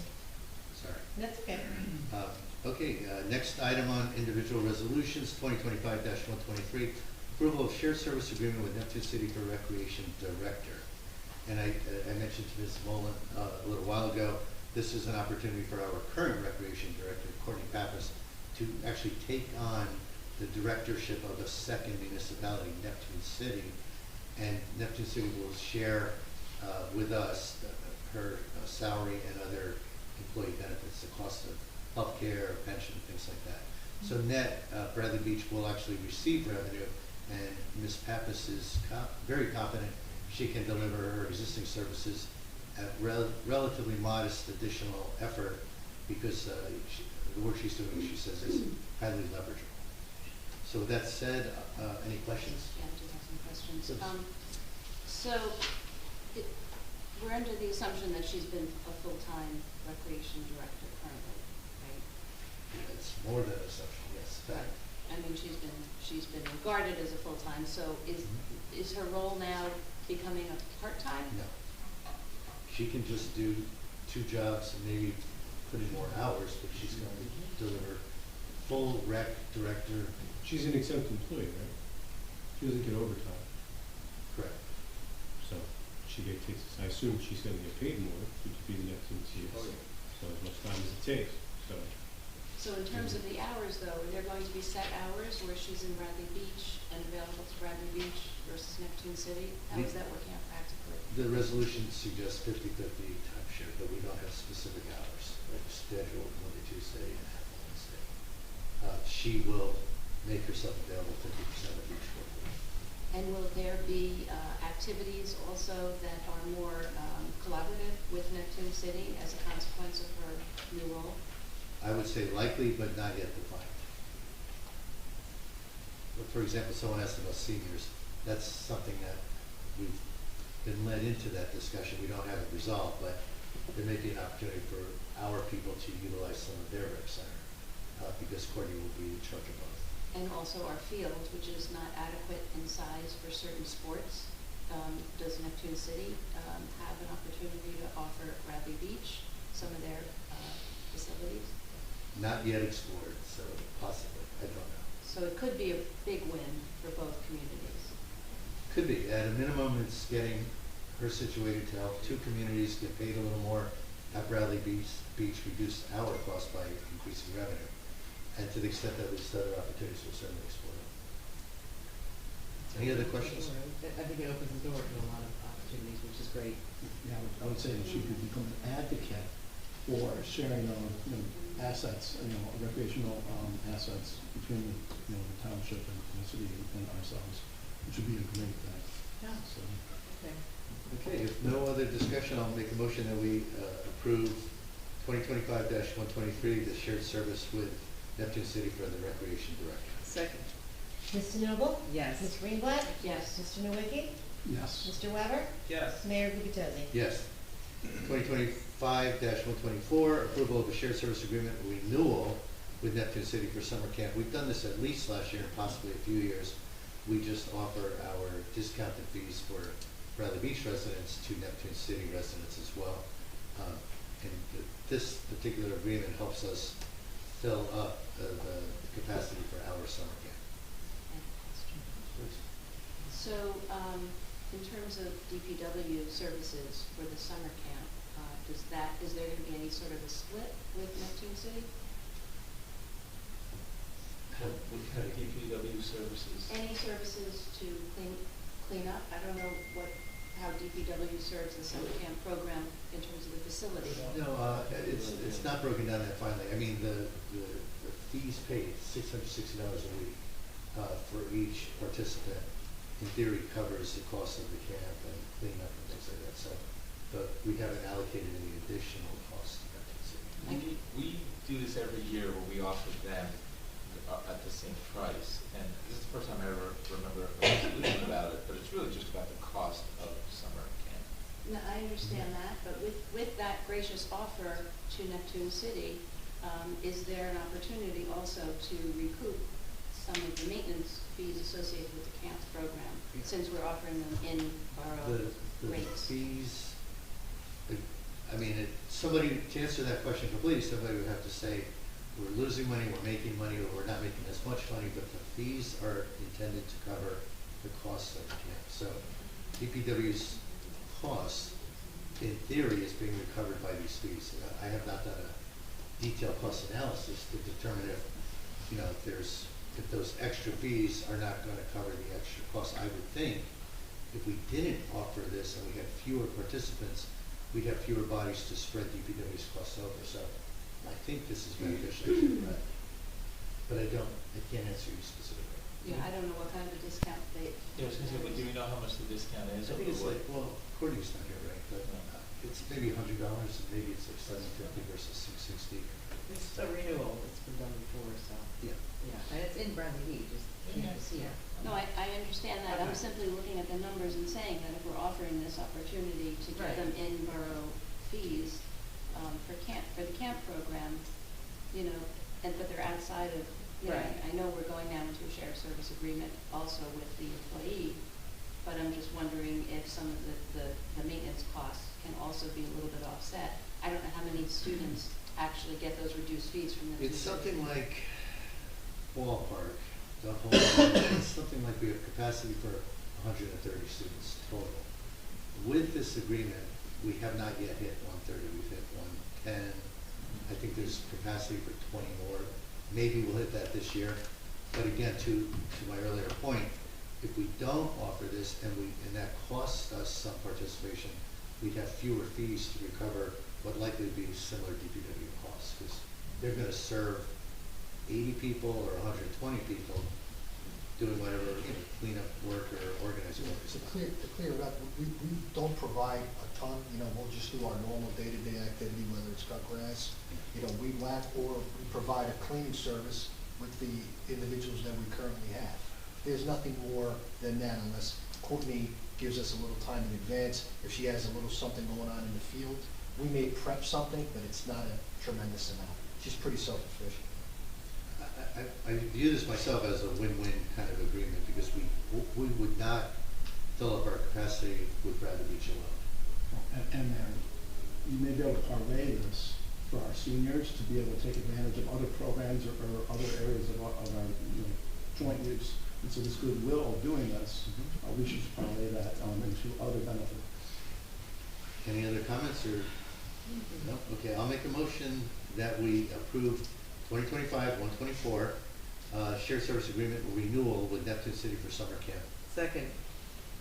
Mr. Noble? Yes. Ms. Greenblatt? Yes. Mr. Nowicki? Yes. Mr. Weber? Yes. Mayor Gubitosi? Yes. By the way, those discounted fees are still increased over last year. Individual resolution 2025-125, approval of shared service agreement with renewal with Neptune City for prisoner detainment. We've had this in place for a number of years now, 4 or 5 years. Yeah, since I've been here. Yeah, and we bumped it, it was 15,000, we bumped it to 16,000. So whatever that is, 34% bump. And we continue to have the capacity, as I understand it, so again, it seems like a win-win agreement. Any questions or comments? No. I'll make a motion that we approve 2025-125 shared service agreement renewal with Neptune City for prisoner detainment. Second. Mr. Noble? Yes. Ms. Greenblatt? Yes. Mr. Nowicki? Yes. Mr. Weber? Yes. Mayor Gubitosi? Yes. One of my absolute favorite individual resolutions coming up. 2025-126, approving an employment agreement with the Borough of Bradley Beach Municipal Clerk, Erica Costitz, registered municipal clerk. And the reason this is a favorite, one, we have a wonderful clerk. Two, as a council member, myself and other colleagues have been asking for Erica to have a contract for a number of years, and we did not get that accomplished until tonight. So.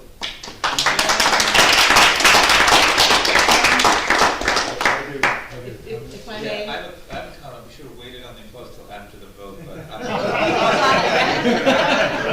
So let's do the vote, and then I have something to say, if Okay, that would be all right, say the vote, okay? okay. Okay. Do I have a second? No further comments? Second. I didn't make the motion. I will officially motion that we approve the employment agreement with Borough of Bradley Beach Municipal Clerk, Erica Second. Costitz. Mr. Noble? Yes. And Ms. Greenblatt? Yes. Mr. Nowicki? Yes. Mr. Weber? Yes. Mayor Gubitosi? Yes. And I would just like to thank Mayor Gubitosi and the council for this contract. It was long awaited. It will be very useful. And Kristen, thank you, because You were an advocate when you were up there, so thank you also. Thank you, everybody. Okay, Well great. deserved. Thank you for your faith in me as your clerk. I really appreciate it. It means a lot. Okay, the next individual resolution is 2025-127, and it is with a degree of sadness that I'm going to motion that we withdraw this resolution, because Mr. Doherty, we have provided him with an opportunity to remain with Bradley, but he found a better opportunity. Oh, no. So Matthew will be leaving us in 2 weeks, but he has been a wonderful person to work with. He got us through a really challenging first couple of months of my new administration and the 2 new council members. Done a phenomenal job, Matt. We'll probably sing your praises a little more tonight, but for right now, I'd like to make a motion that we withdraw 2025-127. Can we vote? Is there a second? Yeah. Mr. Noble? Unfortunately, yes. Ms. Greenblatt? Yes. Mr. Nowicki? Yes. Mr. Weber? Yes. Mayor Gubitosi? Yes. Okay, and back to happy news. We have another contract that we have formalized, approving an employment agreement with the Borough of Bradley Beach DPW Director Biagio Capone. And once again, Biagio, you've been a wonderful resource for this borough. You've been a wonderful resource to me, both as a council person and now newly as a mayor. Like so many others, you have not seen your pay adjusted in a few years. But this is another great pleasure to be able to reward you for all the hard work and all the value you deliver to the borough, so thank you. I'll make a motion. Any comments or questions? I'll make a motion that we approve 2025-128, approving an employment agreement with the Borough of Bradley Beach DPW Director Biagio Capone. Second. Mr. Noble? Yes. Ms. Greenblatt? Yes. Mr. Nowicki? Yes. Mr. Weber? Yes. Mayor Gubitosi? Resounding yes. Thank you. I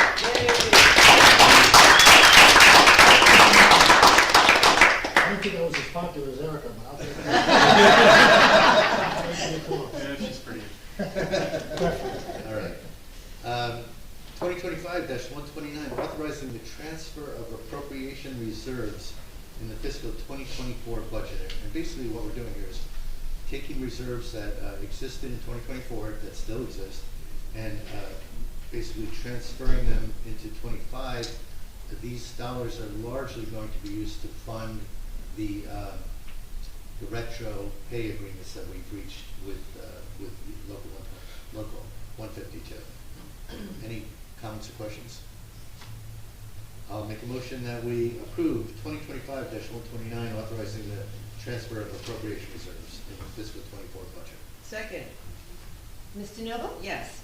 Ms. Greenblatt? Yes. Mr. Nowicki? Yes. Mr. Weber? Yes. Mayor Gubitosi? Yes. 2025-130, authorizing amendments to the temporary budget. This is a much smaller dollar amount, and this is intended to help us fund some of the immediate expenses coming up related to the beach utility. Specifically, we're going to talk in a moment about Moby mats and gem cars and so forth, and we want to make sure we have the appropriate authorization to fund those purchases. Any comments or questions? I'll make a motion that we accept or that we approve 2025-130, authorizing amendments to the temporary budget. Second. Mr. Noble? Yes. Ms. Greenblatt? Yes. Mr. Nowicki? Yes. Mr. Weber? Yes. Mayor Gubitosi? Yes. Speaking of gem cars, resolution 2025-131, authorizing contracts with certain state contract vendor, Eastern Lift Truck Company, Inc., for the purchase of 2 gem cars, gem vehicles for the Borough of Bradley Beach, via state cooperative contract pursuant to NJSA 40A:11-12A. And what we're doing here is we're purchasing 2 small electric vehicles with higher capacity charging capabilities. These vehicles will be used by our police department to monitor the parking along Ocean Ave during the summer months. They will each be equipped with license plate readers. And 2 things. One, this is going to create a much more efficient process for us all going forward. We're avoiding a large outlay of funds if we were to instead update our existing parking meter equipment. Thank you. And so again, think of this as a win in efficiency, actually a win in cost. And another side benefit that we've talked with the police about at good length is we'll be able to use these license plate readers, obviously during the summer months for monitoring the parking, but for 8 or so months of the year when we're not using them for Ocean Avenue, the police will be able to have 3 license plate readers working, hoping to identify violations and potential outstanding warrants or whatever. And each one should more than pay for itself. So any other comments or questions? Make a motion that we adopt 2025-131, authorizing the contracts for the 2 GEM vehicles for the Borough of Bradley Beach via state cooperative contract. Second. Mr. Noble? Yes. Ms. Greenblatt? Yes. Mr. Nowicki? Yes. Mr. Weber? Yes. Mayor Gubitosi? Yes. 2025-132, I just mentioned license plate readers. This authorizes us to purchase 2 state contract vendor, Leonardo U.S. Cyber and Security Solutions, LLC, purchase 2 license plate readers for the Borough of Bradley Beach. And again, these will be used to monitor parking during the summer on Ocean Ave, but we'll be able to use these the rest of the year round for our regular police vehicles. Any questions or comments? I will make a motion that we approve 2025-132, authorizing the purchase of the license plate readers from Security Solutions, LLC. Second.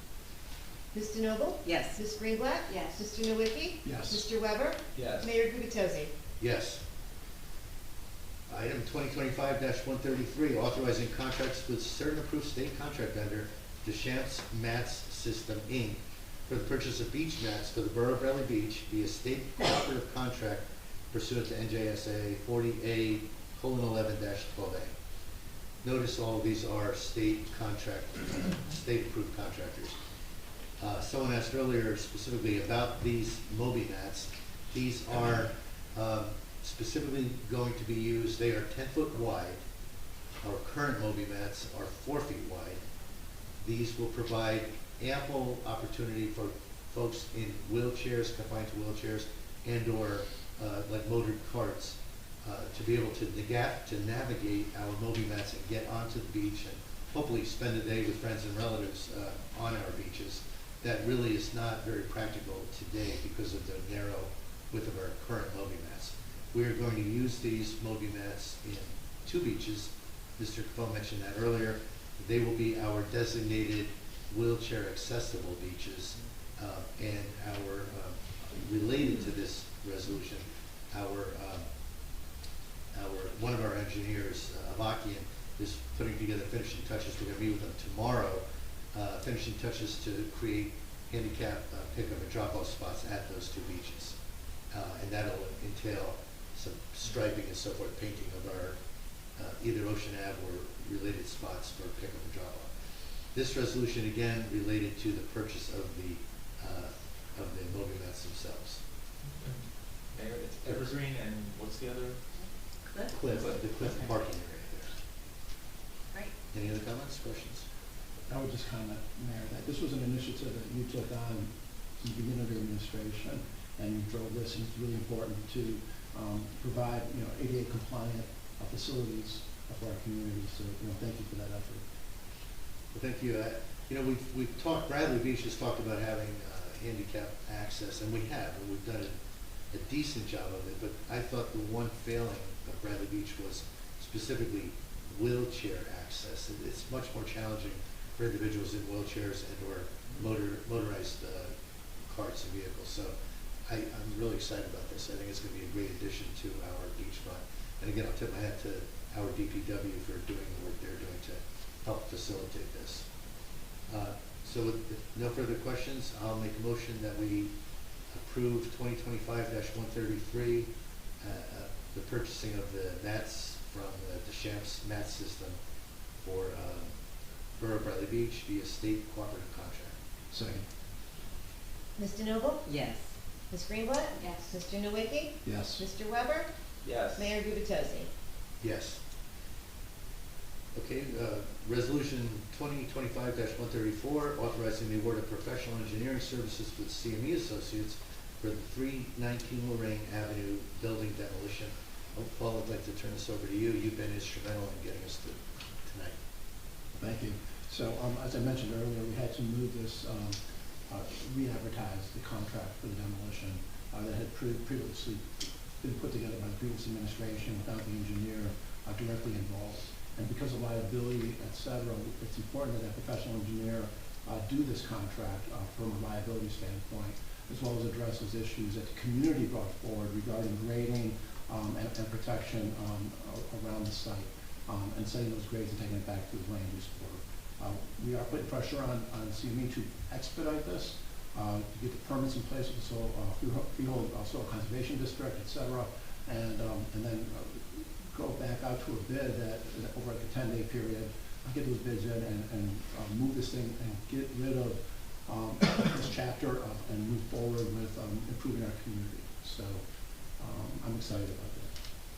And I'd also just like to thank Paul for his expertise in being able to navigate through these projects, and also your persistence in getting the costs down, which I know was something that you had to work at. And without your expertise, that would not have happened. It's so nice to have an engineer overseeing our town on our council. But be clear, I'm not exercising myself as an engineer, Right. as a council. With a background, yes. It is nice to have you on the council. This is But wonderful. Thank you. between the two of you, you've done a great job getting us and keeping us on track for the ultimate demolition of the church property. Thank you both. Yes, thank you. With that, I will make a motion that we approve 2025-134, authorizing the award of professional engineering services to CME Associates for 319 Lorraine demolition. Second. Mr. Noble? Yes. Ms. Greenblatt? Yes. Mr. Nowicki? Yes. Mr. Weber? Yes. Mayor Gubatosi? Yes. Item 2025-135, our bill list for March 18th, 2025. Are there any questions or comments?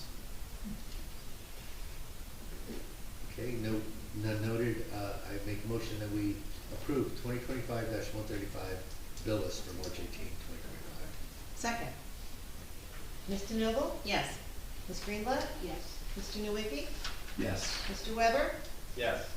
Mayor Gubatosi? Yes. We'll move to item 12 on the agenda, announcements, and there are none. We'll move to item 13A, the administrator report. Mr. Doran. Thank you.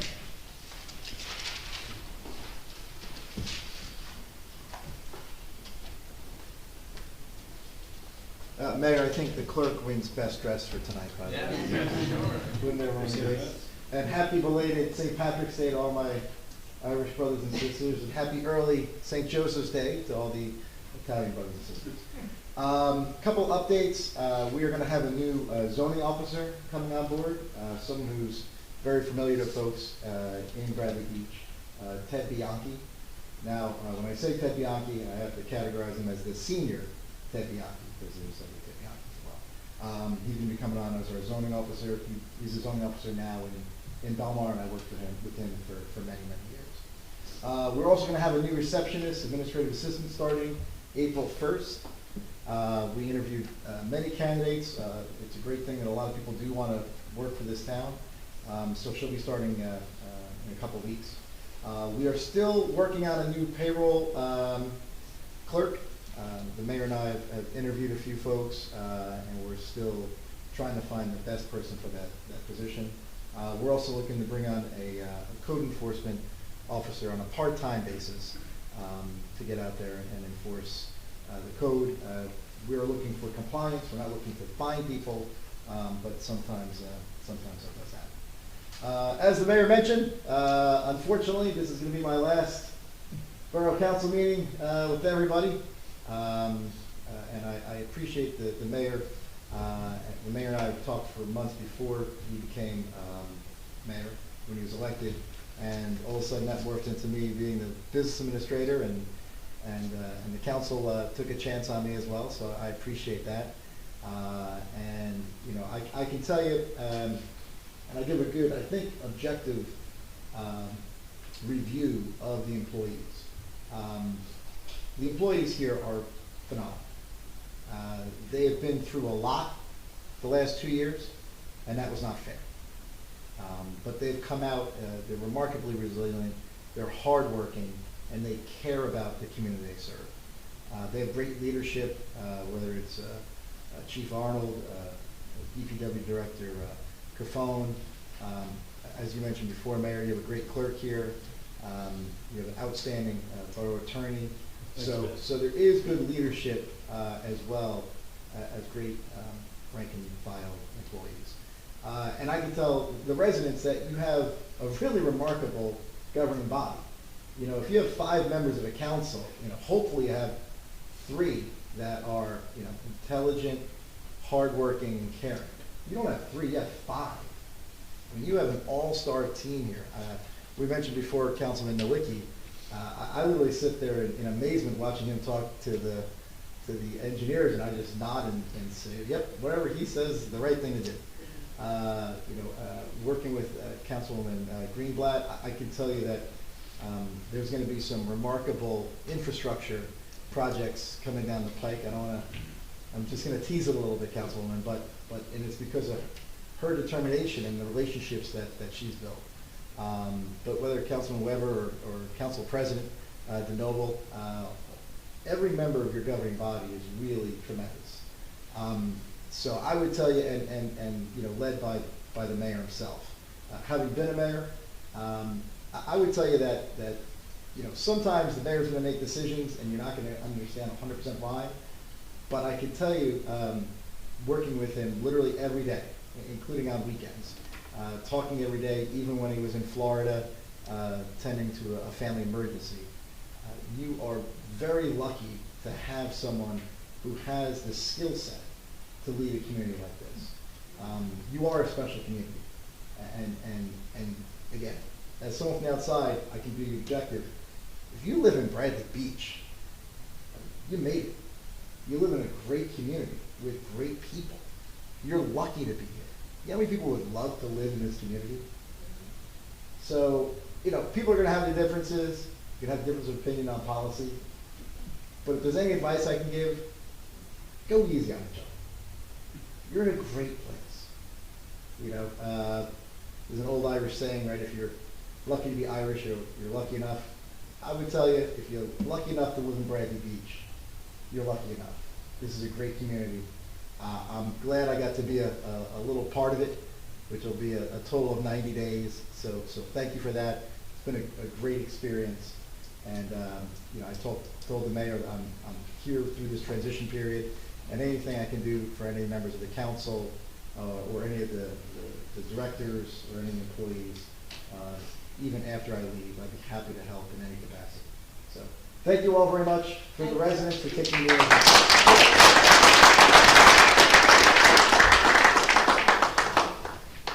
Thank you, Mr. Doherty. We'll now get to the mayor and council reports. And let me start with Mr. Nowicki. That's a hard one to follow. Yeah. There you go.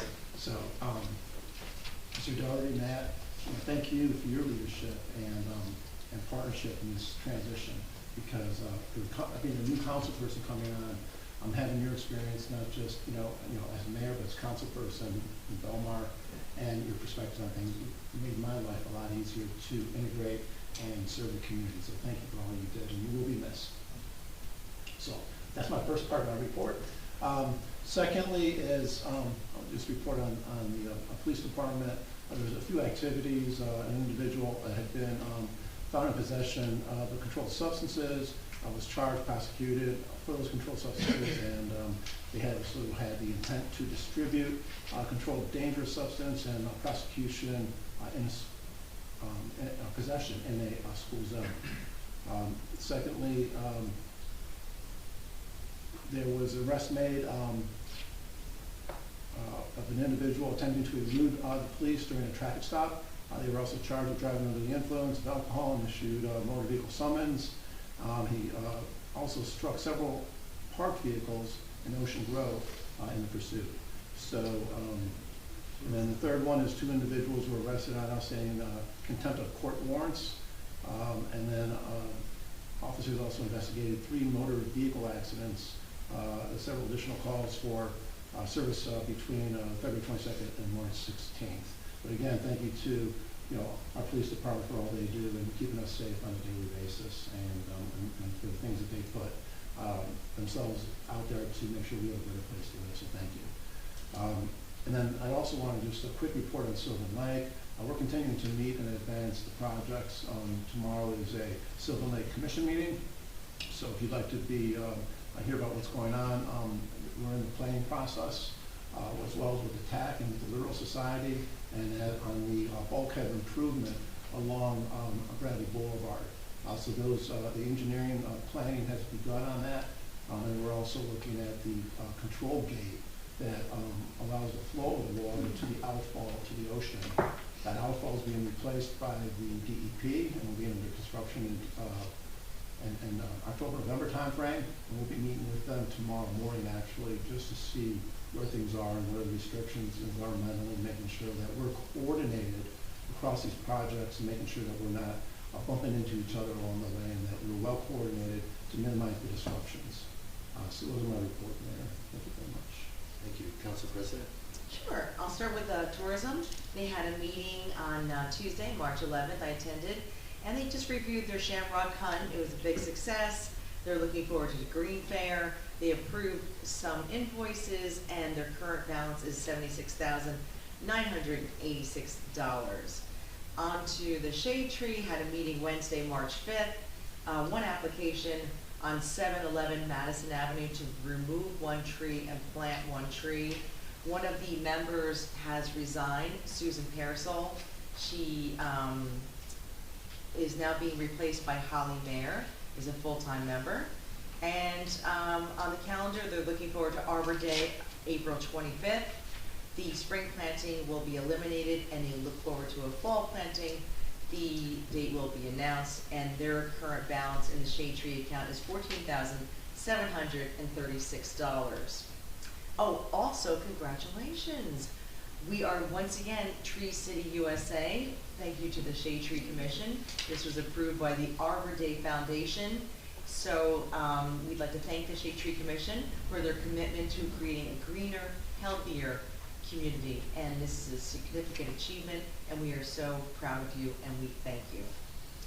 With the school, their Board of Ed meeting is actually this evening, but I did want to share that the superintendent told me that today at the College of New Jersey, Bradley Beach Elementary School was honored as a Sustainable Jersey School, Sustainable Jersey for Schools grant recipient, and recognized as a grant success story. This award reflects not only our commitment to sustainability, but also the unwavering support of the Board of Ed and the broader Bradley Beach community. And Dr. Heidelberg would like to say a special thank you to the Board Vice President, Brigitte Devane, and their Board of Ed members who took leadership responsibility in passing the resolution a number of years ago that set Bradley Beach Elementary School's sustainability efforts into motion. So thank you, Bridget. I did miss last week's meeting, so I didn't get to share that. I was invited by Dr. Heidelberg, the superintendent, to read to the 2nd graders. It was my honor, and it was a lot of fun to share the joy of reading with them. And also, the 3rd graders came into the borough and got a tour and learned about municipal government. And I had requested in the past to be a participant because I thought it'd be nice to see an elected woman as well as an elected man. And I never did get the invitation, but this year I did get the invitation. In fact, there was 2 elected women that got to participate, Councilwoman Shauna Greenblatt. And we welcomed the children in, and then Shauna and I got up to the dais, and the children applauded and cheered. And I wondered, why can't this happen more often? But it was happy. It was a happy day to have that. And of course, when the mayor came up as well, they cheered as well. But I wanted to thank Mayor Gubitosi for including the elected women this year as well. So thank you, Mayor, for that. And, oh, and one more thing. The council people Noriki and Weber attended the safety improvements to Memorial Drive. And just to give you a quick overall, they're looking to do a road diet where they're converting the 4 lanes down to 3 lane sections, providing 1 lane in each direction with dedicated turn lanes.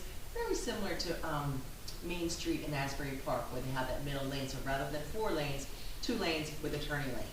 Providing dedicated bike lanes. You think, why do you want a bike on Memorial Drive? Well, that's how they're going to get their funding. They have to incorporate a bike lane. Also, they're going to install a new traffic light at the intersection of 4th Avenue, thank goodness. And they're also looking to do high visibility crosswalks and all pedestrian crossings within the study area. They're looking to get the review and approval done between 2025 and 2026, looking for construction in 2027. And then also too, I would like to thank Matt Doherty. We learned a lot. We learned a lot since he's been here. We learned that the council and the mayor can work together. We can have an inclusive process. We can be part of the process. And we learned that employees can be happy, that their morale can be good. And we also learned that we can benefit from someone that has a lot of experience with municipal government already, and they have a lot of knowledge. And we also learned that we benefit from somebody that has a can-do attitude. And you do have a can-do attitude, and we have a lot to do in Bradley Beach, and we can do it, and we're going to continue to do it, and we're going to miss you, but I think you set us on the right path, and we appreciate your time and your effort. Thank you, Matt. Thank you, You're welcome. Councilwoman Leela. So I'll start actually where Jane ended and just express my appreciation to Matt Doherty. I was holding my breath all day waiting to hear what the news was, and was unfortunately very disappointed to hear that we were losing him. So in the short time that Matt Doherty's been with us, he's really been phenomenal, and setting a very high bar for the next person who's going to fill those shoes, even though we've only had him for a short time. So thank you again, Matt, and I hope we see you often back in the borough. So I'm going to start, I do have some council reports. I wanted to share some PSA announcements. This one from the Monmouth County Commissioner Director Tom Arnone. RIDE in Monmouth, Enhancing Transportation Services. This is what is now replacing SCAT. I think I had once raised the question about transportation for medical services. So formerly called SCAT, they provide service to seniors 60 years of age and over, and to disabled residents whose disability is either temporary or permanent. And they provide medical trips, including life-sustaining treatments, and it's offered at no charge. So it's curb-to-curb service operation Monday through Friday, 7:30 to 3:30 on a first-come, first-served basis. And anyone who is interested, who qualifies in that category of 60 years of age or over, or with a disability, can reach out to the Monmouth County Transportation for this. And I'm hoping that we can put this information on our borough website as a service to our community. I think we should. Yeah. And then from our D11 legislators, Vin Gopal, Margie Donlin, and Luann Peterpaul, there was I guess a quarterly Zoom update from these folks. I think John Weber and I were both on this. And 2 particular points I just wanted to make is that the former Senior Freeze and Anchor programs is now called Stay New Jersey.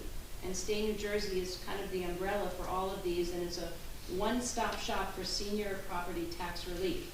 So constituents can go to the site to determine eligibility. The threshold for senior relief is a $500,000 income level. The prior program automatically renewed, but this new program requires a new application.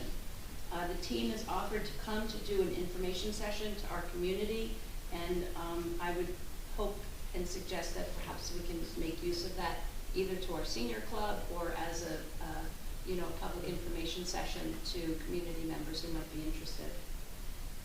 The deadline for Real ID, and I think this is a deadline that's in concrete, is May 7th. I know that date was changing over the last few years. but the Real ID replaces a passport and license when traveling internationally. In-person registration at the DMV is required to obtain a Real ID, and anyone interested must schedule an appointment. There's also an option to schedule a remote registration service locally if there's interest for us to do so and offer that to the community. And that would be in place if people having to go to the DMV. So on to my reports. The Fletcher Lake Commission met last Thursday, March 13th.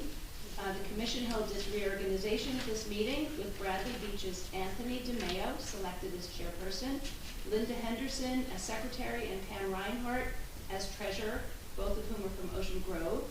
A larger sign prohibiting electric vehicles on the bridge that crosses Fletcher Lake is being installed this week. Thank you, Biagio. Our DPW will also coordinate signage with Neptune. The Bradley Beach DPW will also be staining the bridge to serve as a barrier to better protect the natural wood. They've chosen a light gray, semi-transparent stain. Galaxy Geese has begun their services along Fletcher Lake. Please be advised that this is a humane solution to remediate the congregation of geese that plague these lakes. No geese are being harmed in this process. The DPW plans to replace the garbage cans along the Bradley side of Fletcher Lake. And finally, the next commission meeting is scheduled for Thursday, April 10th at 6 p.m. Here in this chamber, and all are welcome. I will share the rec committee meeting and report, and there are a lot of events that I'm going to be sharing. So the rec committee met a week ago, Monday, March 10th. Radio Bingo was a great success with 125 tickets sold and about $1,300 in revenue, split evenly between recreation and the Ladies Auxiliary. Mahjong meets every Friday at the Biazzi Center from 1 to 3. Open Rec runs Thursdays until 6 p.m. and Fridays until 7 p.m. The Senior Club meets Wednesday, March 26th, 12:30 at the Biazzi Center. Family Karaoke Night is March 28th from between 6 and 8 p.m. at the Rec Center. Admission is free. Refreshments will be available for purchase. The Rec Department is hosting a student drop-off for those attending the PTA gift auction March 30th. The drop-off runs from 2:30 to 7:30 p.m. It's $20 per child, which includes games, snacks, dinner, and a movie. Pre-registration is required. And here's an exciting lineup for April events. Pickleball runs from the 15th of April to May 6th, 10:30 a.m. The fee is $20 for the 4-week session. Space is still available on Tuesday mornings. Rec will also be offering evening lessons in May with 2 time slots. Details forthcoming. Bocce spring season is almost here. Details will be out in a few weeks. Student baseball softball clinic runs from April 14th to the 18th, 9 a.m. to noon. A glow-in-the-dark Easter egg hunt runs on April 12th at 7:30 p.m. for students in grades 5 and up at the Rec Center baseball field, 49 Main Street. The first monthly bowling club will take place on Wednesday, April 30th from 6 to 8 p.m. at the Bradley Bowl, 1217 Main Street. It's $12 per person and includes shoes and a 2-hour bowl. Rec is offering a student drop-off associated with this event if there's sufficient interest. And Summer Camp 2025 registration is open and running strong. The program runs for 7 weeks, June 30th to August 15th, Monday through Friday, 9 to 3 p.m. Camp is popular this year with already 80 students registered, and I believe it's been open for about a week and a half. Please go to the Recreation homepage for details on all these events and to Community Pass for registration of rec events. The Recreation Board's next meeting is Monday, April 7th, 6:30 p.m. at the Rec Center. And my final report is for the Arts Council. The Arts Council is meeting this Friday, March 21st, to vote on membership. Following this vote, the selected candidates will be submitted to the mayor for approval and appointments to be official in April. Once the council is filled, they will reach out to the volunteers for program support. This includes those who have come forward with interest, as well as the pool of artists who make up the visual arts community. There's much work to be done once the Arts Council is established, with an art exhibit of town artists at Posh Real Estate scheduled for June 7th to the 14th, in partnership with the Bradley Beach Alliance Visual Arts Community, the VAC. They also anticipate a performing arts event during the BBBCA's June Bradley Beach Days, June 7th through 8th. Partnering again with the VAC, the Arts Council will host a porch pop-up art exhibit of town artists at the James Bradley, confirmed for August 23rd, with a rain date of August 24th. This summer, they will also be hosting a mural project for the rec center. And that's my report. Thank you, Councilwoman. Councilman Weber? Thank you, Mayor. I just want to say, I've heard a lot of reports. That was an amazing report, Councilwoman. You know, there was county news, there was state news, news you could use, and then everything local. No, that was really amazing, so thank you for that. Prepare for less amazing. Matt, I did not know that you were leaving, so this was kind of a bummer, but I have to recognize, I just, sitting up here and watching the jaws drop in the audience when you gave your first report, speech, whatever, to the people of Bradley Beach. You changed the tone, obviously for the better, and people appreciated it, and you have helped us turn this ship in Bradley Beach. So you will be missed, but I definitely appreciate everything that you have done. And if you want to find that, I know where he eats dinner on Friday nights. If you want to, I'll tell you about that. No, someplace in Bradley Beach, which is smart. Happy St. Patrick's Day, everybody. I know that I celebrated. I'm not Irish. I married Irish, but I had a good time last night. On the Memorial Drive thing that Councilwoman DeNoble mentioned, I'm not sure you mentioned, you can still comment on that to the end of the month, to the 31st. Yes. Oh, that's and true. so, This yeah, is preliminary, yeah. we'll try and get that out. I know I'm going to be encouraging the Environmental Commission to comment because they have a lot of concerns about walking, and it's all going to be safer in a lot of ways, but I think it's a great expenditure of the county's money. I think that should be really good.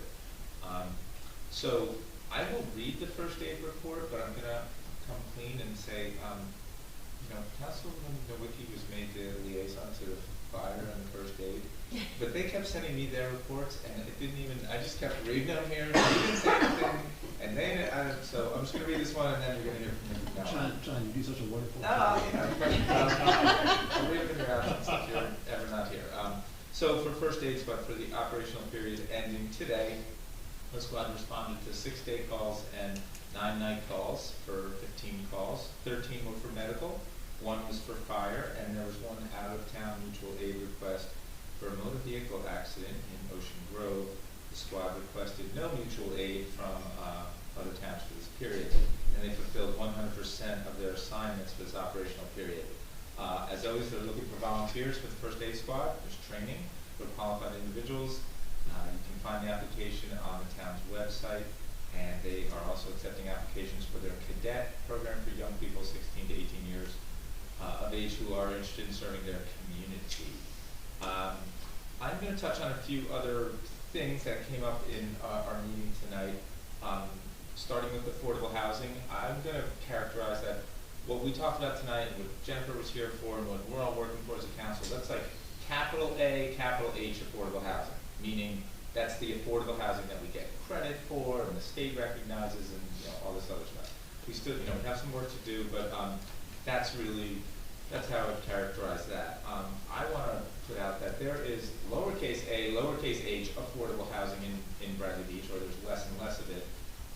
But I think about that a lot, and I think about how we eliminate lowercase, affordable housing when you take a small house, a nice little cute cottage, maybe it's 2 bedrooms on a small lot, and you turn it into this giant big thing that crowds out the neighbors and needs 10 variances to fit on the lot and all that stuff.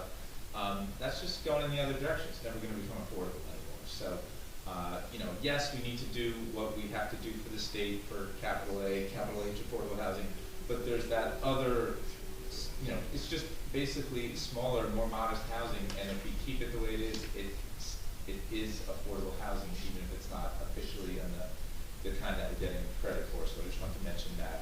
Of course, we all got news about the cinema, the movie theater going away.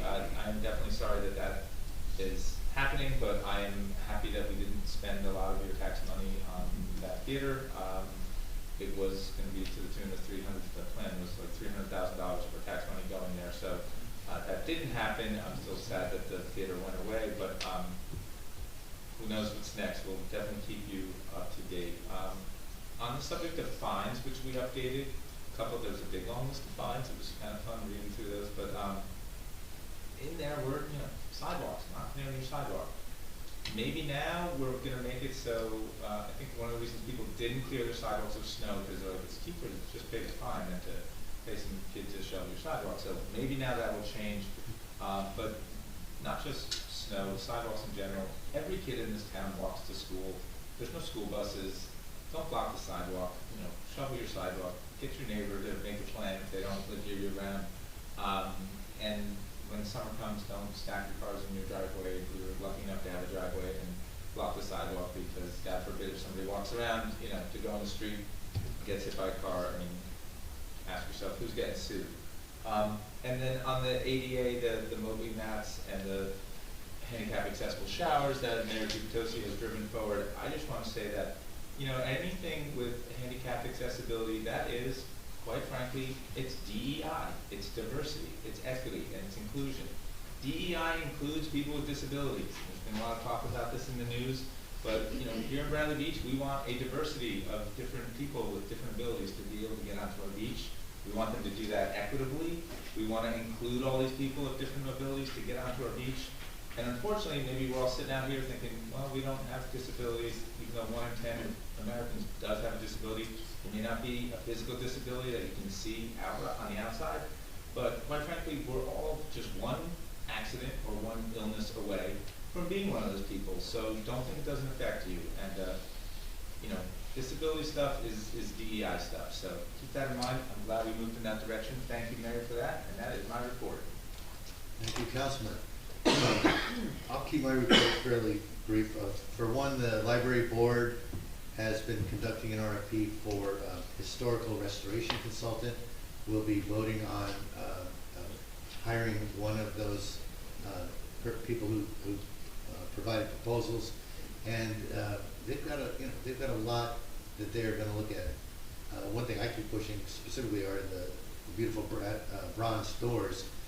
There's still some questions to can they be restored to functionality, but at least now they will have expertise guiding them, not only for the doors but for other aspects of the building itself, and hopefully that expertise can guide them towards potentially grant funding. So that's all coming up. I believe it's on the 24th of this month is the library board meeting. Then I also just wanted to comment on Mr. Doherty. When I first met Matt Doherty, some people think maybe I've known Matt because he's been a mayor in Belmar for 8 years, 7 years, a council person for 6 or so years before that. I think I met Matt once, and I was with John Weber coming out of a particular vote we attended. Anyway, met Matt in a driveway, said hi. Didn't really know him all that well. And then when I was elected, he and I connected more for me to pick his brain as an ex-mayor. And the more I talked to him, and we were sharing a little history. He explained that he just kept telling me things. You should do this, and when you're mayor, look at this, and always go to this resource, never trust that resource, that kind of coaching that, a rookie gets. I was a very old rookie, but, a rookie mayor gets. And one thing led to another, and I said, hey, what are you doing with your life? Any interest in being a BA, maybe?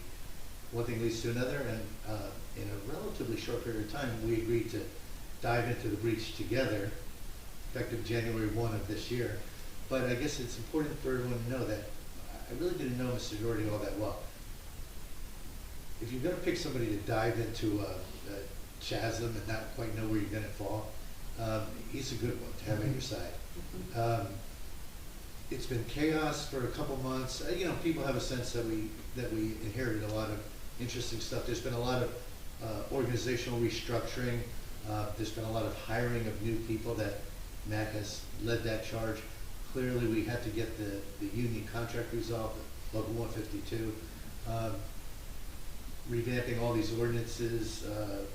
I just want to go on record saying Matt was unflappable. I mean, no matter what came our way, we found ourselves laughing at a lot of the challenges, but laughing almost with defiance, like, we'll get this done. It was It was good partnering with you, Matt, just to, get through those really tough months. And the one thing that was particularly noteworthy for me was when we announced that I was leaving today, the employees, we gathered the department heads around, and the employees said, well, whoever replaces this guy, just make sure they communicate the way he did. So for all your strengths, I would say communication, Matt, was something that you brought to the table that the borough was sorely missing, and we'll just make sure that we use you as our role model going forward. So thank you. And that concludes my report. I'll open it up to the public. Comments? Paula.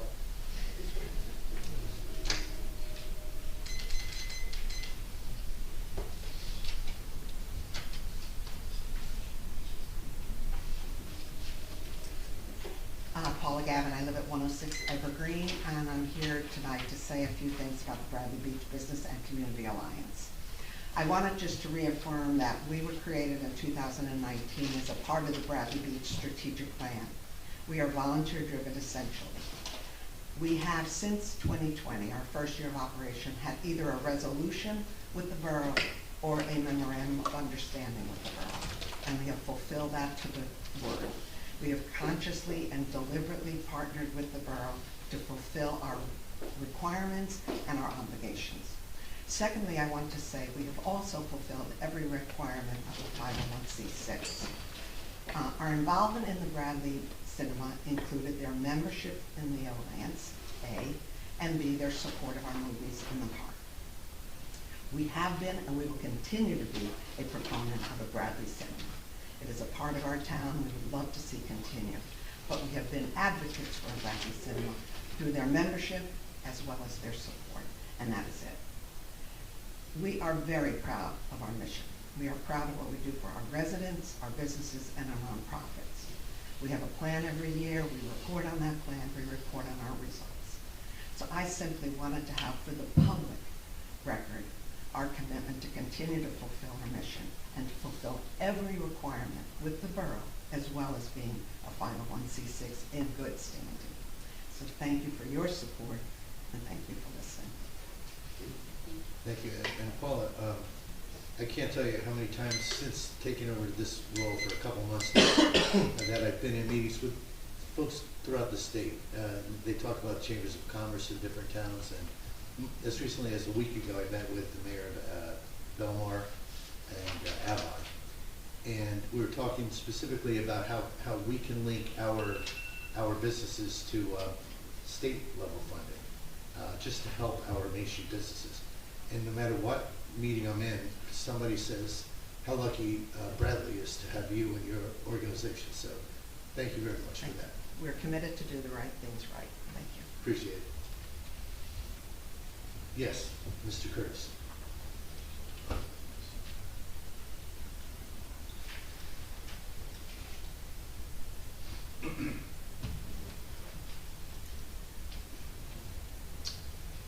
Jeff Curtis, 202 3rd Avenue, Bradley Beach. We remain deeply concerned about Bradley Beach's role in resolving the New Jersey affordable housing crisis and how Bradley Beach will partnership with a larger issue that is going on. We need to recognize that affordability means creating housing for young families, seniors, and people who are on fixed incomes, whose incomes can be up to, for an individual, $72,000, and for a family of four, $130,000. Families who will send their children to our schools and teach our children, or join our police force, or extinguish our fires. These are the kind of people that we want to build housing for, so that they can live in this community. Imagine we are now a community where your income needs to be more than $130,000 in order for you to be able to purchase a piece of property and live in this town. So we collectively refuse to provide, or we want to refuse to not provide our fair share of affordable housing as it's being requested of us. In January, the council passed a resolution that said they would accept the state's determination that Bradley Beach needed to rehabilitate 64 units of housing and add 30 new units of housing. over the next 10 years to meet our affordable housing obligation. When we have voiced our concern, we are told not to worry. The council has a plan to meet the obligation. We're going to get the units. Now we learn that the borough planner has calculated our way out of this kind of obligation, determining that the borough's fair share might be even 0 units if they're applying some political adjustments.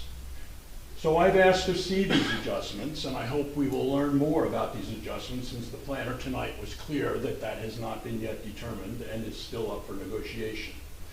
So the first question I will ask the council on behalf of us is, will the community have the opportunity not only to understand how you get to 0 units of obligation, but will you present that plan and let us critique it before you submit it to the state on June 30th? In 2016 and 17, you adopted a 3rd round plan. Some of you were sitting on the council who participated in that process. And you acknowledged at that time that Bradley Beach had an unmet need of 53 housing units. We asked what happened then to reduce our obligation to 0 units, which you did last year. I don't see any evidence that the borough has added any affordable units in more than 25 years. It's clear that Bradley Beach has been resisting building any affordable housing in our community. We have talked with local developers, and we have talked with many other people who have a very different narrative than what the city council wants to tell us about why affordable housing is not being built in this town. Bradley Beach, when we moved here in the 1980s, had a balanced community. However, over the last several decades, we have become a very exclusive community in Monmouth County. And our exclusiveness is primarily determined by the rising cost of housing. And this is a direct result of government policy, local government policy, determining what can be built and what cannot be built in Bradley Beach. We have intentionally been unresponsive to the spirit of the law, which has sought to encourage suburban communities to build affordable housing so that we create equitable and balanced communities. Our participation in this effort has been negligible. Once again, then, I ask you to consider the spirit of the law. It appears we are doing everything possible to do as little as possible to meet our fair share. Frankly, we now calculate our fair share as potentially being 0, nada, no. I understand there is an ordinance in process to change our housing policies by creating a special zone in which a developer might be allowed to build a few affordable housing units. Why do we need to continue to do this kind of segregation? New Jersey communities are notorious for using laws and zoning regulations to create special districts where we divide us continually, one from another. Now, I have engaged in a lot of conversations and study over the last few weeks about how communities respond to the need to build balanced and equitable communities. In fact, I listened this afternoon to the congressional hearing about the need for affordable housing in this United States and heard over and again the kinds of things that Bradley Beach continues to do. We continue as a local government to inhibit the building of affordable housing by using laws and other practices to prevent it. Some of us are watching the council, how they will respond to the housing crisis that everyone recognizes is real. And we hope there is a will to both recognize the incredible wealth that has been built in this community over the last 2 decades and no longer resist building affordable housing, but engage creatively in ways that we can create more balanced and equitable community. Of course, land use is the big issue, but land can be used in very creative and unique ways. Mr. Bradley, Cuccioli, need to wrap it up. Yep. And I'll just say that I have a whole mess of questions that we want to know if we can have them answered publicly at something that is an opportunity. I'd be glad to share the questions with anybody. And I'll close with housing is a human right. And we have failed for more than 25 years to meet a certain segment of our party. Okay. Thank you, Mr. Curtis. And for everyone's benefit, our plan is to be completely transparent We invited the planner here tonight to speak, and we will, as we are providing additional information, we'll continue to share that with the public. And you also heard there will be public meetings with the land use board as well. Ms. Duffy? No? Linda? Oh, You called her, she said no. I know. Oh, that was it. Never mind. I just have a few questions, not about affordable housing, but I do know that a lot of people don't want it in their backyard. Oh, sorry. Linda Maslaga Duffy, 312 Brindley Avenue, Bradley Beach. A lot of people don't want affordable housing in their backyard. Needless to say, we can have gripes and disagreements about both of that, but that's not what We're I'm actually doing. expanding the area, not decreasing it, but that's another. I'm just concerned about the demolition of 319 with the air. It was all in the news the other day about the cement dust. I'm living across the street from two houses that just did their driveways with the cement blocks. Neither one of their contractors used a water spray. My porch I cleaned twice and it's filthy again, number one. And then number two, so all those fees that are being raised, fine, we're always behind the ball and stepping ahead with being up to date with things. There are a few contractor or code fees that are in there. Is that gonna go to tourism or is that gonna go into the fund? The housing fund? And how are we gonna split the fees from tourism and affordable housing? Just by the renovations, that's it? So you're mixing a couple different things. So affordable housing has its own correct fee structure, so we won't be splitting it. Everything that 1.5% residential and 2.5% commercial, that's going to go into the affordable housing trust. Ken, in the future, can you just provide me with the formula of how we fund tourism? I tried to read it and I couldn't figure it out. It seems like quite a bit of money goes into tourism. Every time there's a CO, there's two fees. There's $50 to go to the borough and $75 to go to tourism. But it's all the fees, all the permits. No, it's just want a certificate of occupancy. It's just, so where does all the permit fees go? The $50? No, the permits. You get a permit for your hot water heater. You get a permit for everything. That's a whole different, that goes to construction. That's part of our revenue for the I just wanted to make sure. That's essentially covering the cost of having that inspector come out and do so it goes to that department. But why are the fees all different? The different magnitude of involvement, you know. The magnitude of involvement. He came over to do my hot water heater in the front house and the back house and couldn't figure it out. Well, I hope the new one is better. I'm not complaining about it. I just want to make sure that all these new people that are coming out are educated in it, because we didn't have that before. Well, and that is the goal, and I'm sure we're not going to hit 100% on that goal, but the concept is the same. We want very knowledgeable, educated people, correct, you know, doing the inspections. But to partly answer your question, we're just always striving to have the best talent doing that work. But the fees themselves had not been updated. Oh, I agree with that. So we had to bump the fees. So another question on 319 Lorraine, who's going to remove the things to sell? Like, the windows are in, you buy a window, who takes it out? The purchaser. The purchaser. Oh, so part of the contract of sale. Okay, and there was one, the bamboo. Are we going to ever address the bamboo that's in town? I know it's on private property, but it's invading other people's property. Is that going to be addressed? We have an ordinance about it. I know, but it hasn't been settled. Okay, so the ordinance, it's not, unfortunately, I would like it to have been different, but the ordinance says it's not illegal just to have bamboo there, but it becomes illegal once it's invaded your neighbor's property and they have complained about it. That's when people have to do it. So you might see bamboo here, but if somebody complained about it and it's being dealt with, and then there's bamboo across the street and nobody complained about it, so there's no mechanism for us to just send people out and say, hey, you but I think the state's going to banning bamboo completely. Well, that would be great. They should have done that 10 years ago, but that's... Yeah, exactly. All right, thank you guys. And Matt, thank you very much for serving our town. I appreciate you. Enjoy your future somewhere else. Any other comments or questions? Yes. Beth Kepler, 504 Central Avenue here in town.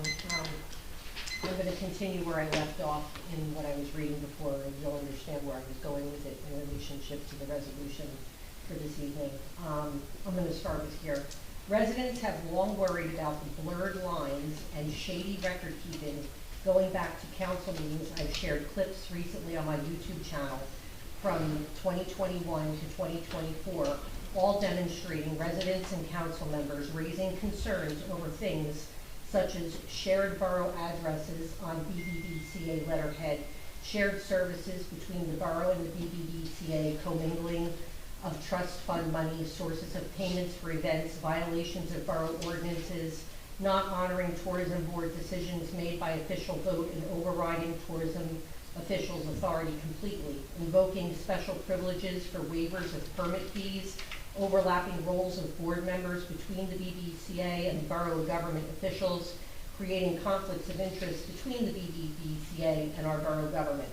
For these multiple aforementioned detailed reasons I just cited, I strongly suggest that the borough hold a workshop to publicly discuss severing ties with the BBCA and instead revive the Bradley Beach Borough Chamber of Commerce and Business Alliance completely under full borough oversight and control, with carefully hired qualified staff, transparent operations, and 100% accountability to this borough administration, just like our well-regulated and operated DPW or police department. Because here's the deeper truth. Patterns of gross mismanagement, fiscal chaos, and self-serving decisions strongly suggest an intent to undermine our borough's solvency. I implore everyone listening to my words to please watch a movie documentary that's available for free on YouTube. It's 1 hour. It's called All the Queen's Horses. It's a shocking 1 hour documentary about a small town bled dry by their trusted officials. It feels eerily familiar. Where was our federal COVID money spent? What was the $9,000 2023 federal FEMA payment really about? What did the 2023 and 2024 audits reveal? What came of the New Jersey Comptroller's August 2024 investigation demanding 23 financial documents spanning from the entire term of one mayor? Too many questions linger and are left unanswered. Our town and the residents deserve those answers. We must follow the money. We have an obligation to get to the bottom of what really happened, not just change course and move on because now we have a trustworthy administration. There must be accountability for what has happened over the past 12 years in this community. Therefore, I respectfully request that we bring back the Borough of Bradley Beach Chamber of Commerce and Business Alliance under the control of the borough, offering full transparency and accountability to the tax-paying residents. And I'd like to reiterate, in case it was lost on anyone the first time, that there is an overlap between the BBDCA, the borough government, and its connection with the beach cinema, which residents lost tens of thousands of dollars. It wasn't just a failed operation. People in this town lost a lot of money. There was a resident cinema co-owner who sat on our land use board appointed by the mayor and was also a member of the BBDCA, alongside the council president, not Mr. Noble, a previous council president, a resident who served as an acting borough business administrator and the BBDCA board treasurer. And the previous mayor also was on this board. So there's a lot of, not just commingling of money within funds, but an overlap of borough officials on a private board whose books, the 501c6, is different than a 501c3. A 501c3, the books are required in a 501c3 to be available and to be open to the public for review. But a 501c6 is a hybrid nonprofit whose records are not open to review. And so I just want to leave you with that, and I want to thank Mr. Doherty for stepping in a really, chaotic time in our borough, and our loss is going to be somebody else's gain, and I thank you for standing with our mayor and our council and helping us try to make sense of what we were left with. And congratulations. And that's it. Thank you. Ms. Meadow?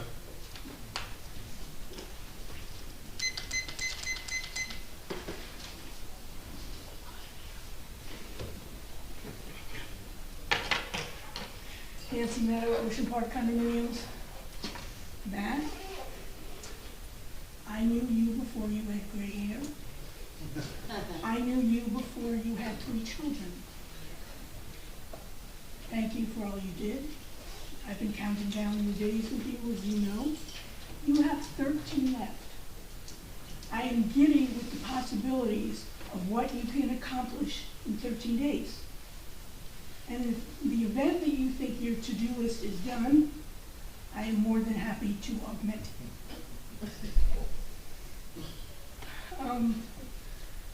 So, it was me who wanted the postmortems, and they should have included civilians, and they should have included P&Ls.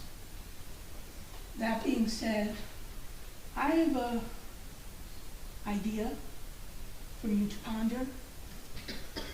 So it was the Engelstad administration, if I remember correctly, and I know I do, that wanted to keep our taxes down, so they decided to pilfer the beach utility and the sewer utility and something else in order to put services provided by DPW and police department and whoever else into the, and the BA, into the current fund.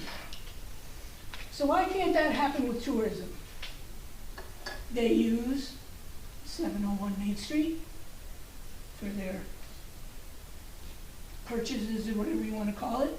They use DPW for their services, and they use, I guess, the police department for whatever it is the police department does.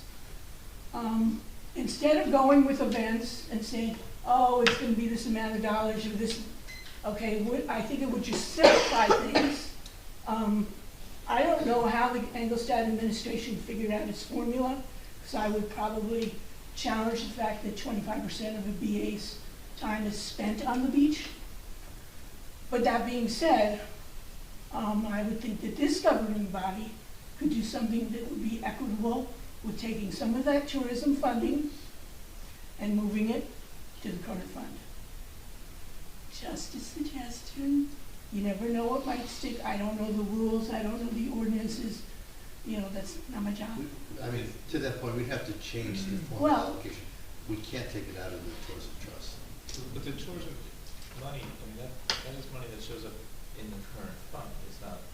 Yeah, but it's, well, there's special events and there's tourism. The tourism, there's two accounts, and they specifically refer to the tourism trust. Sure, but as opposed to it's not part of the beach utility or another utility, like, it's a whole different fund. The beach, when we were talking about what previous administrations did, moving money from the beach utility to the sewer utility to help cover costs in the current fund, that's what, I mean, I remember being part of the council that didn't really like that, and a lot of fights over that. Seems to be the way we are now. Okay, but the point is it's a whole separate, like, use the word fund, but it's not just like an account to the whole fund that gets accounted for. I'm just saying to redirect the money, that's all, because also, you know, when we get this postmortem, feel better, sorry. Yeah, I'm gonna go call. There's a drink by my bag. Oh, There's, why she confused me, which isn't hard to do. There's just gotta be an easy way. And to come in here and do the presentation that we had, of that $77,000, or let's just say $70,000 balance, does that include the salary? I mean, we go through this with the rec center. We have all these little things that are utilizing services of the taxpayers that are not necessarily the taxpayers. And I'm just trying to simplify it and get more money for you guys to spend. That's all. Just a little suggestion. Thank you. Thank you. No other, oh, Mr. Yeah. Ryan? Yeah, two. Thomas J. Cohen, 612 3rd Avenue. I have a couple of questions for Councilman Nowicki, because you said something that really shocked me. The grading plan was one thing, and we've spoken about that. I've been pretty adamant about that. But you mentioned freehold soils. So was freehold soils, was there ever an application when this building was put out for demolition by the previous administration to even contact freehold soils? Any project that has a certain square footage of 10,000 disturbance, square feet. it has to have a field conservation permit. I don't know if the permit was given as a responsibility of the contractor to submit, that would be an option, or whether or not, you know, in our case, what we want to do is expedite that permit and then provide that fee and have our engineers submit that prior to the demolition. So, And that'll so be we're done gonna expedite as it. part of tonight's resolution? That's in their proposal to do that, yes. Oh, great, thank you very much. And will it come back to the land use board and be done properly this time? Yeah, I want to discuss that with the board and council on Thursday at the land use board. Okay. What is that process and what do we have to do in order to accomplish it? Thank you very much for your follow-up on that, I really appreciate it. I just want to comment on the affordable housing because, you know, apparently there's people that have been researching this the last few weeks. I've attended every meeting for 301 Main Street, their extension meetings.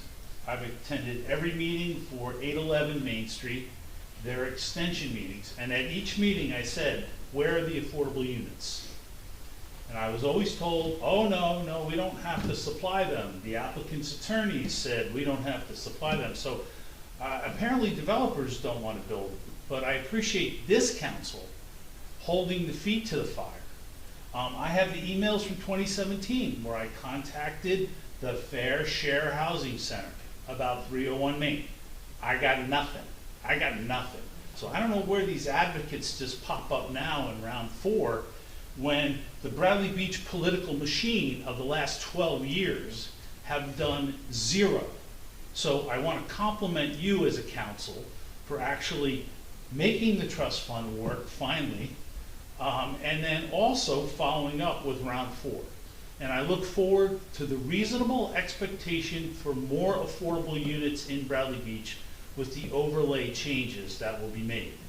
But also for us to meet the 64 at the 20% set aside that was commented on previously by Ms. Bean, we would need 256 market rate units to get to that 20% set aside of 64. I don't know where we're putting them because we are in the top 50 of 564 municipalities for density.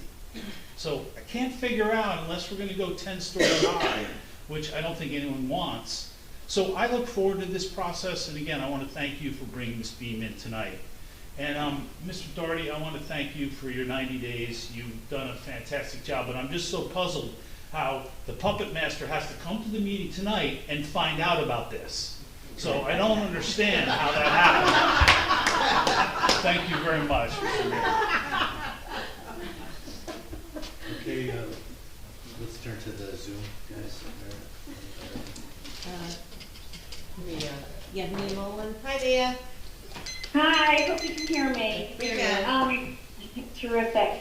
I wanted to thank, I hope Biagio is still in the room there, Yes. but it was just amazing. I left the meeting 2 weeks ago, and I drove down Madison Avenue because I was like, gosh, I hope I didn't make up what I just said during the meeting as far as the three-way stop sign and the confusion with the way the signs were labeled.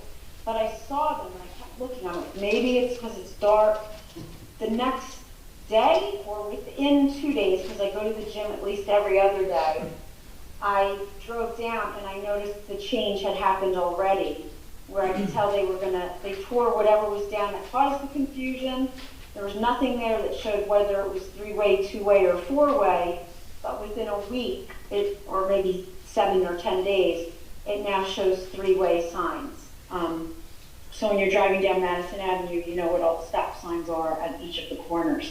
So I was just very impressed by that, so thank you very much. It was like instantaneous. I did not expect that at all, and I was shocked to see that, not shocked because our DPW is terrific, but it was just amazing to see that just by attending a meeting that a change happened so quickly. So thank you so much. I don't know, is he still in the room? Yes, thank you, Lydia. There? Thank you. Yes. Oh, good. Thank you. I really Thank you for letting us appreciate know. being Yeah. heard. And if I may, Mayor, I just want to say thank you to Mia, like you just said. Absolutely. Thank you for letting us know. The residents are eyes and ears, and I get a lot of input from different people, even through Facebook, and we respond to it. So it's our pleasure. We serve the residents, and Yes. thank you again for bringing it to Thank you. to G's attention and everybody else's. We appreciate that. No. It's the sign behind you, Jane. Yes. That's what I told everybody. And we're gonna miss you, Matt. Sorry you couldn't stay with us. Thank you. Is there another hand? Yes, Don Greenberg. Mr. Greenberg. Hey guys, how you doing? Don Greenberg, 302 Park Place Avenue. I had a question. Recently, in the newspapers, you've been seeing a lot of towns, probably the closest one to us, Monmouth Beach, passing construction dust ordinances. And I was wondering if that's on the plate of the council for us to do that. Last year, when a neighbor of mine was having their house built, I remember seeing the workers out there sitting right on the sidewalk cutting AZEK, which, if any of you know what that is, it's made of PVC, which is basically plastic, with clouds of white dust washing into the sewers, microplastics all over the place. Maybe that's what's making Jane cough. Yeah, there you go. Sorry, Don. But so I guess my point is, are we going to be talking to Monmouth Beach, some of the other towns that are passing these ordinances and passing one of our own, which would positively affect the environment of our town and the health of our residents? And Don, I'll be happy to fill in the council on all the details of such ordinances, since I'm familiar with them. But to answer your question, that hasn't happened yet, but I'm going to have a conversation with them all. Cool, thanks, John, appreciate it. Are there any other questions? Okay, we will move on to executive session, item 15, and there is none. And therefore, we are ready to adjourn. So, meeting adjourned. Thank you, everyone. Second. Thank you. Favor aye. Aye.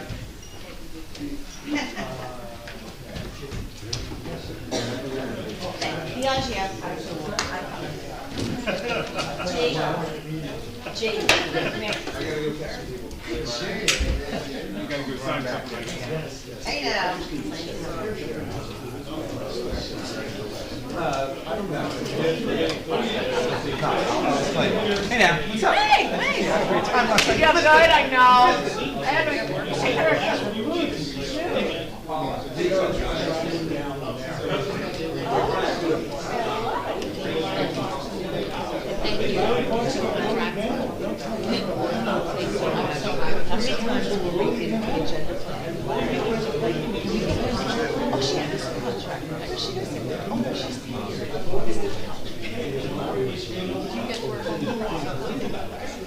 No, but it's kind of good or inclement weather.